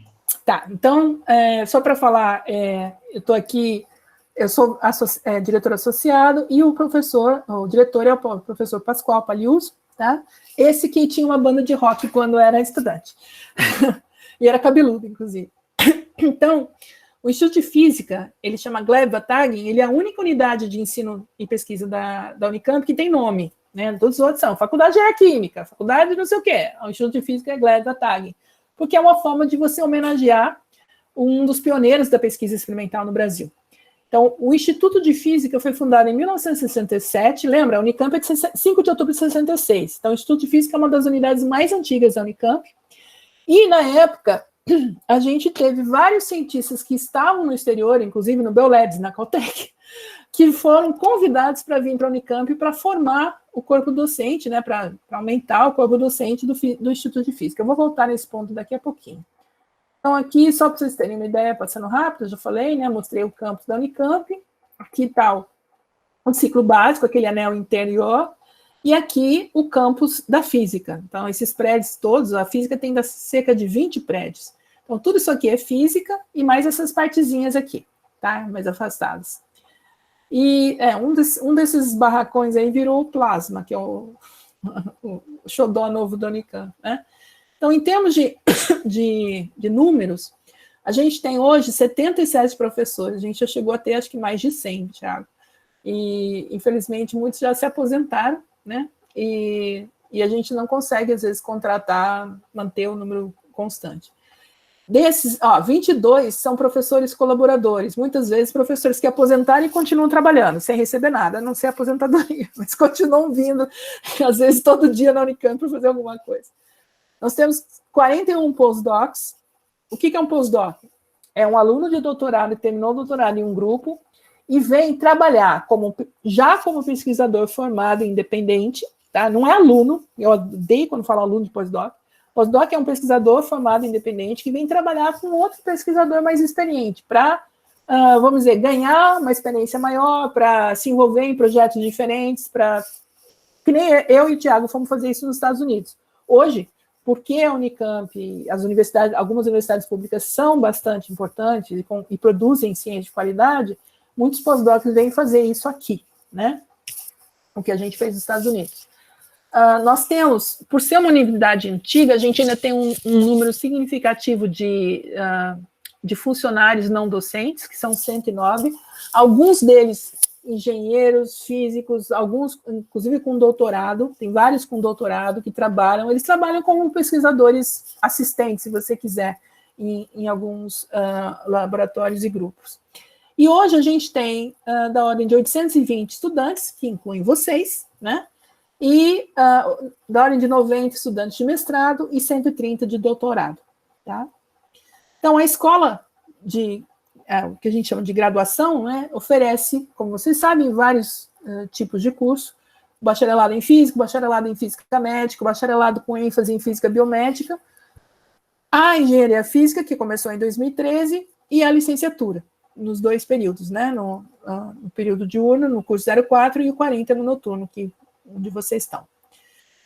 A escola de pós-graduação, lembrando que em inglês, né, grad school é pós-graduação, ela tem, como eu disse, nota 7, é um daqueles cursos que eu falei que é avaliado pela CAPES com a nota máxima, né? Isso, por exemplo, garante um aporte de recursos que a gente pode usar para mandar os nossos alunos para conferência no exterior, como o Thiago foi, e fazer intercâmbio e tudo mais.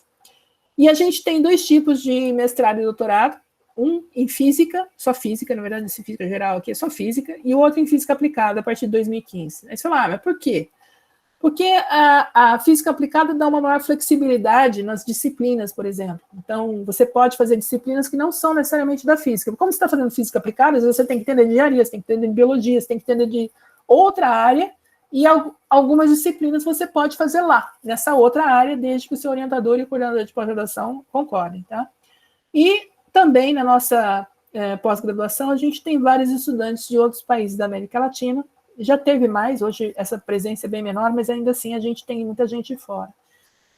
Então, desde que o Instituto foi fundado, em 1967, a gente formou da ordem de 2.200, 2.150 alunos, tá, entre as várias categorias, bacharelado, licenciados, físicos médicos, engenheiros físicos. Esse número ainda é pequenininho, porque são 5 anos, a gente formou poucas turmas, e a engenharia física tem poucas vagas, são 15 vagas por ano, se eu não me engano, o Thiago pode me corrigir depois. E nós temos aí da ordem de 1.000 dissertações de mestrado e 800 teses de doutorado defendidas até hoje. O que tem no Instituto, além dessas coisas que se espera que tenha, né? Graduação, pós-graduação. Algumas iniciativas no sentido de tentar melhorar a comunicação. Em 2016, a gente teve uma greve de estudantes que foi bem complicada de gerenciar, não sei se vocês tiveram chance de acompanhar isso pela mídia. Os estudantes tinham uma pauta de reivindicações, que eles tinham razão em muitas coisas, e a Unicamp também tinha razões em outras, né? Aquela coisa, tem que achar um meio termo. E por conta disso, a engenharia elétrica foi a primeira a criar esse espaço de acolhimento ao estudante. E a gente achou uma ideia muito boa, né? Então, a gente tem hoje uma pessoa treinada, uma funcionária treinada, e fez curso em mediação de conflitos, fez vários cursos para atender a demanda de acolher, não só estudante, tá? A gente fala de espaço de acolhimento ao estudante, mas, na verdade, tem funcionário e até docente que já usou esse espaço. Mas quando você tem algo que está te perturbando, e esse algo que está te perturbando tem alguma relação com o IFGW, esse é o espaço que vocês têm que procurar, tá? O espaço de acolhimento ao estudante. Tem o link na página, agora mudou, não está a letra aqui, mas está o símbolozinho aqui, agora a gente tem um logo, né? O símbolo do átomo aqui, acolhedor, tá? E a gente está tentando botar um canal no Instagram, está meio devagar ainda, mas vocês podem contatar a gente por e-mail e por telefone. Também tem um formulário, inclusive anônimo, que vocês podem fazer alguma coisa anônima através do formulário, mas como ele estava com um link quebrado, a gente tirou, mas vai voltar. Além disso, o curso de graduação da física tem uma das maiores cargas de laboratório do país, dos cursos de física do país, tá? E para isso a gente precisa ter uma série de laboratórios de ensino, né? Então, desde laboratórios onde você tem acesso a computadores, até laboratórios de disciplinas básicas, né? Que você tem exercício. Aqui é um exercício, é um laboratório de Lab 3, de eletromagnetismo, tá vendo? Isso aqui é um multímetro. E esse aqui é um laboratório de raio-x já para o profissional. Tá? Então, a gente cobre uma gama de áreas, e algumas dessas disciplinas são eletivas. O aluno escolhe o que ele quer fazer, né? Além disso, tem uma coisa que eu acho que para a licenciatura é bastante importante, e o Thiago é uma das pessoas que contribuíram significativamente para isso funcionar, é o laboratório que a gente chama de LIEF, Laboratório Integrado de Ensino de Física. Tá? Então, aqui, o que você encontra? Tem um espaço para apresentação para escolas e tem uma oficina onde vocês podem, por exemplo, montar projetos para experimentos didáticos, para levar para escolas ou para mostrar, enfim, em apresentações. Além disso, pensando um pouco mais na pesquisa, muita coisa que a gente faz, e isso é uma realidade num país pobre, porque o Brasil é um país pobre em termos de ciência e tecnologia, apesar dos Sírios, né, mas o resto é pobre, é que a gente, às vezes, precisa dividir equipamento. Não tem nada errado nisso, tá? Isso é feito no mundo inteiro. Então, uma ideia que começou quando alguns professores se aposentaram, né, os primeiros professores se aposentaram, que tinham laboratórios, e o que a gente faz com essas máquinas? Está tudo funcionando. Então, se criou esse laboratório multiusuário, foi em 2007, né, e hoje ele foi expandido, a diretoria encampou, e tem vários equipamentos que a gente usa para fazer pesquisa e que não precisam estar o tempo todo no laboratório do docente. O docente não tem que ficar com o equipamento obsoleto lá, tá? E aí a gente vai à agenda e tem todo um procedimento de uso, tá? Mas esses são equipamentos. Na graduação, por exemplo, quando eu dou disciplina no laboratório experimental do profissional de bacteriogenia, eles usam vários desses equipamentos, vão lá fazer medidas para o relatório do curso. Além disso, a gente tem uma grande parcela dos professores que trabalha com a vida em sílico, como a gente chama, né? Faz simulação, faz vários tipos de modelamento, e para isso você precisa de uma estrutura computacional. Então, nós temos um dos maiores centros de computação da Unicamp, e essa aqui é a foto do data center, é uma foto antiga, esse data center está mais enxuto, esse negócio não está mais aqui. Tá? Isso aqui são cabines de refrigeração, com uma refrigeração especial, e aqui dentro eu tenho placas de computador, nódulos, né, placas com processadores que vão fazendo as contas e a circulação de ar para resfriar. Porque eu não sei se vocês lembram, mas o bug do computador vem do fato de que antigamente as máquinas eram tão quentes que ficavam cheias de moscas e eles morriam tudo lá dentro das válvulas, né? Então, isso aqui já foi pensado para não ter esse problema. A outra coisa também que a gente precisa de um suporte experimental, então a gente tem desde oficina mecânica, vidraria, oficina de criogenia, que dá fluidos criogênicos, porque muitas das pesquisas são feitas em temperaturas muito baixas, então isso também o Instituto de Física pode proporcionar. E para vocês, que eu acho que vocês vão gostar, quando vocês puderem vir para o campus, a biblioteca, né? A nossa biblioteca, chamada Professor Marcelo Damy, também em homenagem a um dos precursores da física aqui em Campinas. E o mais legal é que ela tem uma sala de estudo super aconchegante, e a gente conhece a biblioteca como BIF, Biblioteca do Instituto de Física. Todo mundo fala, vamos na BIF, tá? Então, é um dos lugares que tem muita coisa legal. Se você viu na live do Rickson, ele até mostrou alguns livros lá. Uma outra coisa que a gente tenta manter é aumentar a presença nas redes sociais. Então, a BIF, o Centro de Computação e várias pessoas ligadas à diretoria, funcionários, né, ligados à diretoria, aos departamentos, alimentam as redes sociais, tá? Não vou dizer que é perfeito, mas a página do Instagram da BIF é muito legal, vocês podem olhar lá. Isso aqui é da live que a gente fez lá com os balões, né? Que deu um rolo, né? Porque no final os balões, por causa do vento, se enrolaram todos os outros, um dos outros no fio, aí para soltar, para fazer eles ficarem assim, soltos, nós tivemos que... foi bem difícil. Uma novidade é o IFGW Play. Então, a gente tem um canal do YouTube, agora onde essa aula provavelmente vai ficar lá em algum lugar, tá? Tem uma vinhetinha aqui bonitinha, criada pelo pessoal lá da BIF. E vocês podem encontrar todas as atividades que foram colóquios, aulas, apresentações de alunos e tudo mais, que estão em vídeo, vocês vão encontrar nesse canal. E, por favor, inscrevam-se, tá? Porque a gente abriu isso aqui há menos de uma semana. Quase uma semana. E a gente está com 1,2 mil inscritos no final da semana passada. Então, a gente, por favor, aumentem a nossa inscrição, porque aí vocês recebem os avisos. Só para finalizar um pouco da pesquisa do financiamento, eu falei de pesquisa, aí você fala, mas pesquisa em quê? Tem de tudo, se vocês quiserem, se vocês tiverem interesse nisso. Além da pesquisa em ensino também, que é feita por alguns docentes, a gente tem nanociência, tem muita coisa em materiais avançados, física da matéria condensada, que é tentando entender mais o caráter fundamental da matéria, né? Materiais avançados é pensando mais em materiais que têm uma aplicação tecnológica. física estatística, de sistemas dinâmicos, informação quântica, ótica, fotônica, aí que o Tiago está envolvido, física atômica e molecular, física em medicina e biologia, física de partículas e campos, cronologia e mais outras que não cabem aqui. Isso aqui são fotos, isso aqui acho que tem foto até do Tiago, isso aqui não é sua não, Tiago? E só para finalizar, lembra que eu falei que tem aqueles aqueles professores que vieram do exterior? Então, 4 deles em particular, o Sérgio Porto é um, o Ripper é o outro, o César Lattes é mais um e o Sequeira Leite. Eles deram origem a 4 departamentos que têm esses nomes. Raios cósmicos e cronologia, que é o do César Lattes, física da matéria condensada do Sequeira Leite, eletrônica quântica, que é do Sérgio Porto, e física aplicada, que é do José Luiz Ripper. Hoje, eles tinham temáticas bem diferentes quando foram fundados. Hoje isso já não se justifica, os nomes são mais históricos. Por exemplo, o grupo de neurofísica, que o Rickson faz parte, está no laboratório no departamento de raios cósmicos e cronologia. Por quê? Porque tinha um professor que fazia isso, e de repente ele resolveu mudar de área e foi fazer neurofísica, e depois ele criou o grupo e o grupo ficou lá. Tá? Então é histórico. Uma outra coisa, eu falei dos artigos lá quando eu falei da Unicamp. Esse é um gráfico que mostra as publicações do IFGW, em número, né, por docente, ao longo dos anos. E aí vocês vão achar aqui o número de publicações, vezes 100, desculpa, esse é o número total, não é o número por docente.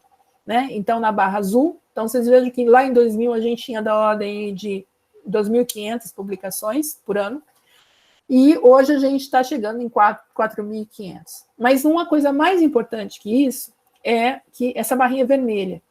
Você pode publicar um artigo em vários tipos de revista. Então, se eu publicar um artigo na Nature, que nem o Tiago tem, você tem uma Nature, né, Tiago? Fazer propaganda do Tiago.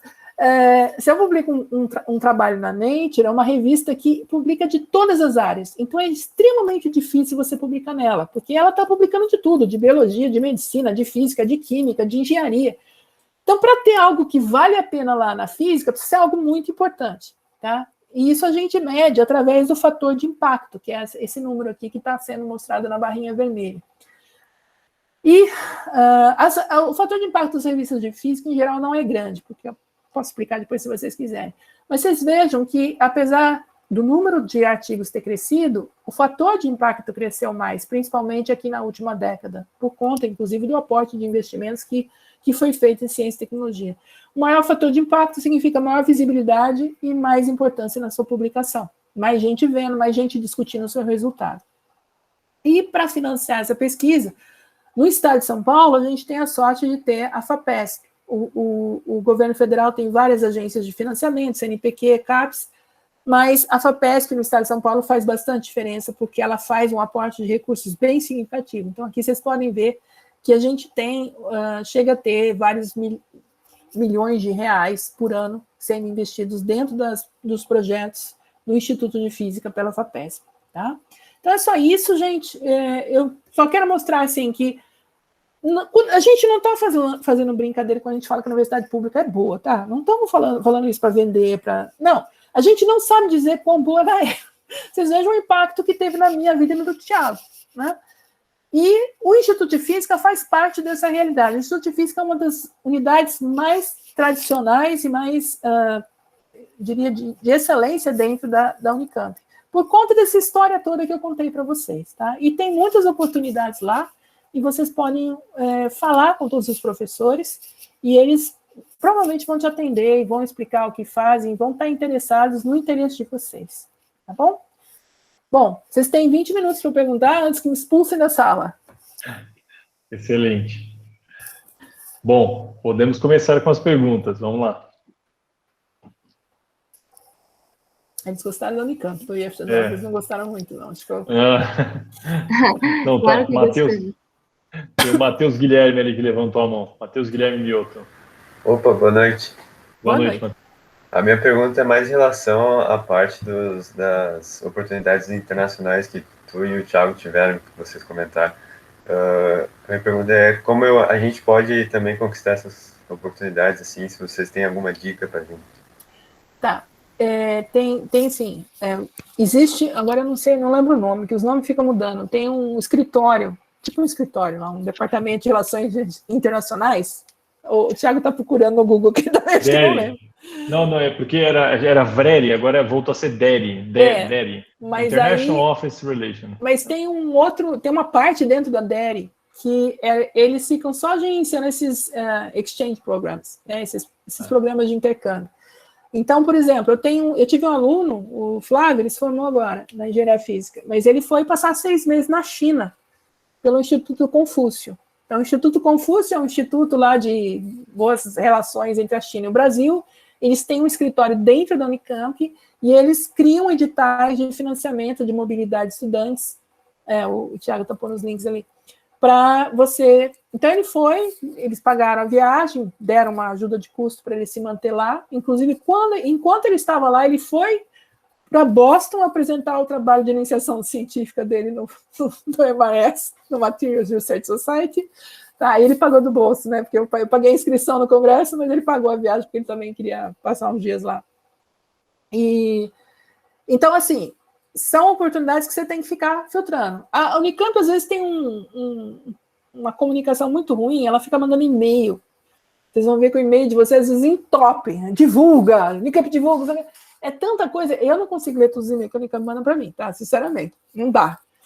Então, o ideal é se vocês tiverem a fim de uma oportunidade desse tipo, identifiquem quem são os atores dentro do Unicamp que gerenciam isso. Então, esses links aí que o Thiago mandou são um deles. O Instituto Confúcio, se vocês quiserem para a China, é um deles, tá? E fiquem de olho. Lembra que eu falei que minha aluna foi para a França, né? Por 3 meses? Uma parte do dinheiro, porque a gente tinha uma parte, mas não dava para ficar 3 meses, né? Teria que ficar menos tempo. Foi pelo edital Mobilidade Santander. Então, acho que 1 ou 2 vezes por ano, o Santander tem um convênio com a Unicamp e ele abre um edital Mobilidade. Antigamente era só para ir para a Espanha. E nos últimos anos eles abriram para outros países também, porque o Santander hoje é internacional, né? E ela acabou indo para a França com o dinheiro do Santander, tá? Ela aplicou, ela preencheu, ela já tinha o contato na França com esse cara que ela conhecia, a gente fez a proposta, mandamos e eles financiaram. Então, mas isso existe por conta do nome da Unicamp, gente. Né? Então, fique claro isso. Não é porque o cara gosta da... Não, porque essas instituições estão vendo algo dentro do ambiente do universitário, da Unicamp, em que eles acham que há ganho para todos os lados, tá? Bom? O que mais? Certo, muito obrigado. Estou fazendo uma resposta mais curta, agora que eu cansei também de falar. Não gostaram da física? Vocês são da física agora, vocês são nossos.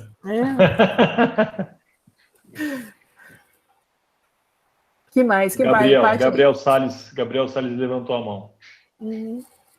Quem que é o Gabriel? Vamos lá, Gabriel. Ele perguntou como é o processo seletivo para professores universitários. É uma ECA. É uma caca. Não é a melhor maneira. Mas não é a melhor maneira. Vou te contar como é, né? Que você perguntou como é. Todo o professor universitário na universidade pública é um servidor público como qualquer outro. Então, a contratação é através de concurso público. Tá? Eu lembro quando eu tenho um colaborador americano, ele veio para cá na época da Copa do Mundo. Inclusive, ele assistiu o jogo lá no auditório da física, que a gente projetou no telão lá, o pessoal ver. Não sei porque não sei se ele perguntou se estava tendo algum concurso, não sei o quê, e eu contei para ele como era um concurso. Então, você se inscreve, a universidade abre, olha, tem uma vaga com esse perfil, assim, assado. Você vai lá, leva. Agora, pelo menos, você pode entregar digitalizado, né? Antigamente, você tem que entregar em papel, 7 cópias, aquele montanha. Eu gastei uns R$400 no último concurso que eu fiz, só de cópia xerox. Né? Você entrega, aí eles vão ver se você preenche os requisitos lá, tal, tudo bem. Aí eles chamam uma banca. O que é uma banca? Vários docentes de outros, ou da própria unidade, mas, enfim, são docentes que vão avaliar o desempenho daquele candidato num conjunto de provas. E essas provas incluem desde dar uma aula para a banca, que é uma experiência surreal você dar aula para a banca. Tem aqueles, sei lá, 5 caras, geralmente bem mais velhos que você, olhando para você, dando uma aula, como se você estivesse dando para um aluno. Né? É uma coisa linda. Depois tem, às vezes, a arguição, o pessoal pergunta o que dá na cabeça deles, de física. tem uma prova de projeto, depende, por isso que eu estou falando, cada unidade tem um jeito, né? Mas é um subconjunto dessas coisas. Você tem que falar sobre o projeto que você vai trazer para a instituição, como que você pretende financiar esse projeto, o que você pretende fazer de pesquisa de originalidade, que novidades você pretende aportar para ensino, tá? Né? Nem sempre pergunto isso, né, Tiago? Mas tem a preocupação com a qualidade do ensino. Enfim, mas é assim, é uma coisa aberta, é uma sessão pública, qualquer pessoa pode assistir.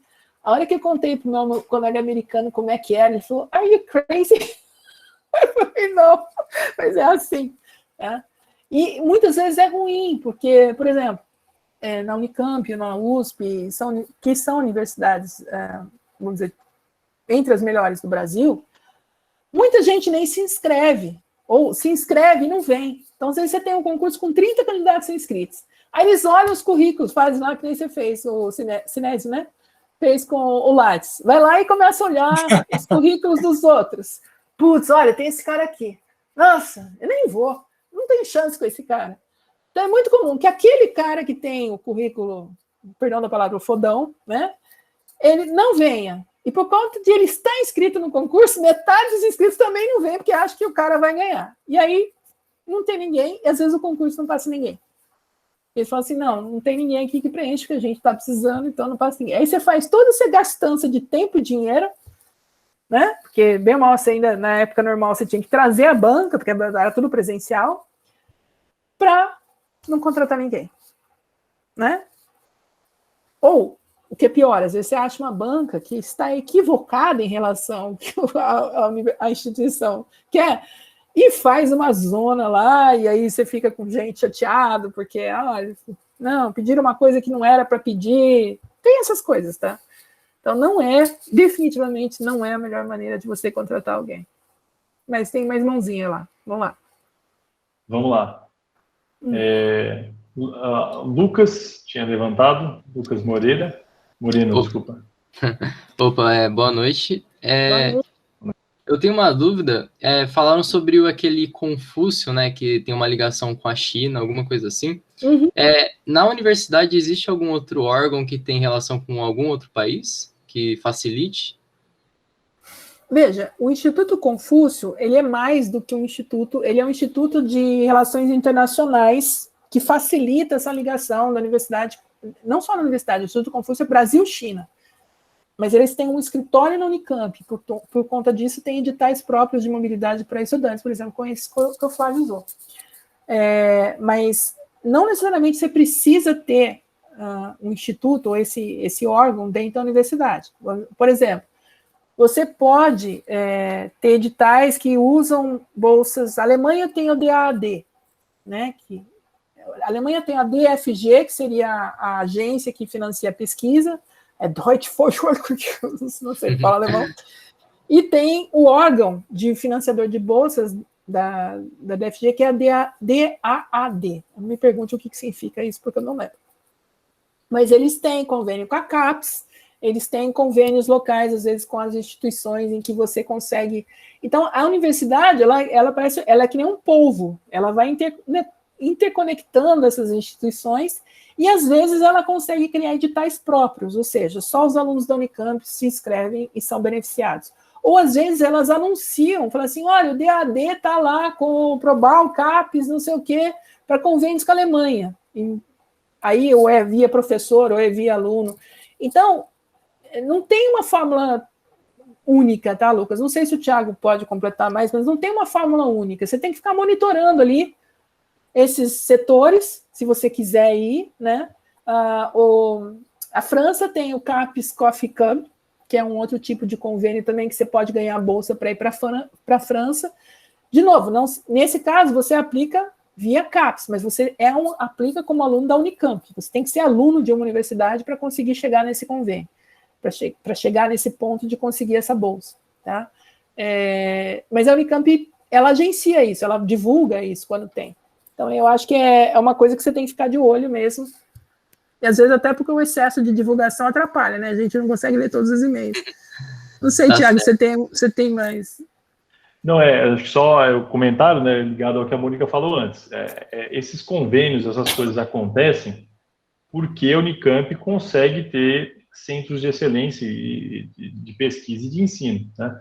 Então, por exemplo, essas bolsas para pós-graduação que envolvem a CAPES, elas são, em geral, têm um peso grande se o curso ele é nota 7 ou não na CAPES. Então, por quê? Porque o pessoal lá de fora também quer, né? Ele fala, poxa, eu também vou gastar o dinheiro, quem que eu vou trazer? Eu vou trazer quem na métrica do governo brasileiro são os melhores, né? Então, essas iniciativas todas também conseguem vir para cá por isso, né? Então, acho que essa é uma coisa que é interessante, que a Unicamp realmente consegue ter essa interação com várias outras universidades, né? E órgãos, né, de pesquisa e de ensino. Tá certo, tá certo. Obrigado, valeu. Nada. Bom, eu acho que tinha a Nicole, né? Perguntou... Gabriel. Salles está com a mão levantada. Não sei se é da pergunta velha. É da outra pergunta, Gabriel? Sim, ele abaixou. Então tá. A Nicole perguntou se os alunos vão poder dar aula também no ensino fundamental 2. Se sim, de quais matérias? Eu não sei responder essa pergunta com informação atualizada, Tiago. Acho que você responde melhor. Essa informação está um pouco difuso, Nicole, porque está tendo uma mudança grande na parte de ensino que é ligada às licenciaturas, né? O ensino fundamental 2, a proposta atual é que haja uma mescla entre tem a ver com ciências, né? Então, ao invés de você ter física, você teria ciências, né? Mas isso ainda não passou completamente do ponto de vista de legislação. No momento, se você fosse formado agora, você poderia dar aula no Fundamental 2, na parte de ciências lá para o final, né, para o 8º e 9º ano, e muitas pessoas fazem algumas matérias da matemática e conseguem também licenciatura em matemática. Aí são todos os anos, né? Aí, na verdade, é desde o Fundamental 1, mais ou menos, né? Até o Fundamental 2. Justamente essa mudança aí que eu não estou acompanhando. Então, o Thiago é a melhor pessoa para responder. Mais alguém? Cansado. Bom, pessoal, todo mundo cansou hoje, né? Eu tô me derretendo aqui. Eu imagino, calor. A Mônica... Não, é que... agora eu descobri por quê. O ventilador está virado para o outro lado. Olha que esperta que eu sou. Porque o ventilador aqui, eu estava falando quente aqui dentro. Ele está virado para o lado oposto. A porta. Mas, gente, bom, pessoal, se não tiver, então vamos agradecer a professora Mônica mais uma vez. Não precisa, não. Eu só pediria isso para vocês. Se vocês tiverem alguma coisa incomodando vocês, mesmo aí distante, né, que a gente ainda está nesse estado, incomodando vocês com relação ao curso, ou com relação ao espaço da universidade e do próprio Instituto de Física, tragam isso. Tem o EAE e tem os coordenadores de graduação. Eu também estou sempre falando com o aluno, né, como eu disse, eu adoro falar com o aluno. Eu falei que eu me sinto mais jovem falando com os alunos. Né? Mas é importante que vocês não deixem essas inquietações crescerem. Nós estamos numa época as pessoas estão extremamente fragilizadas, a gente, às vezes, está aqui na aula, abstrai um pouco do que está acontecendo lá fora. Mas é uma época de crise, tá? Uma crise que a gente nunca passou. Então, por favor, quando vocês tiverem alguma coisa incomodando, ansiedade ou inquietações generalizadas, tragam. Tá? Conversem com as pessoas que estão aqui. A gente pode estar do outro lado da tela, mas a gente quer estar presente na vida de vocês, pelo menos nos próximos 4 anos, aí, enquanto vocês estiverem na Unicamp.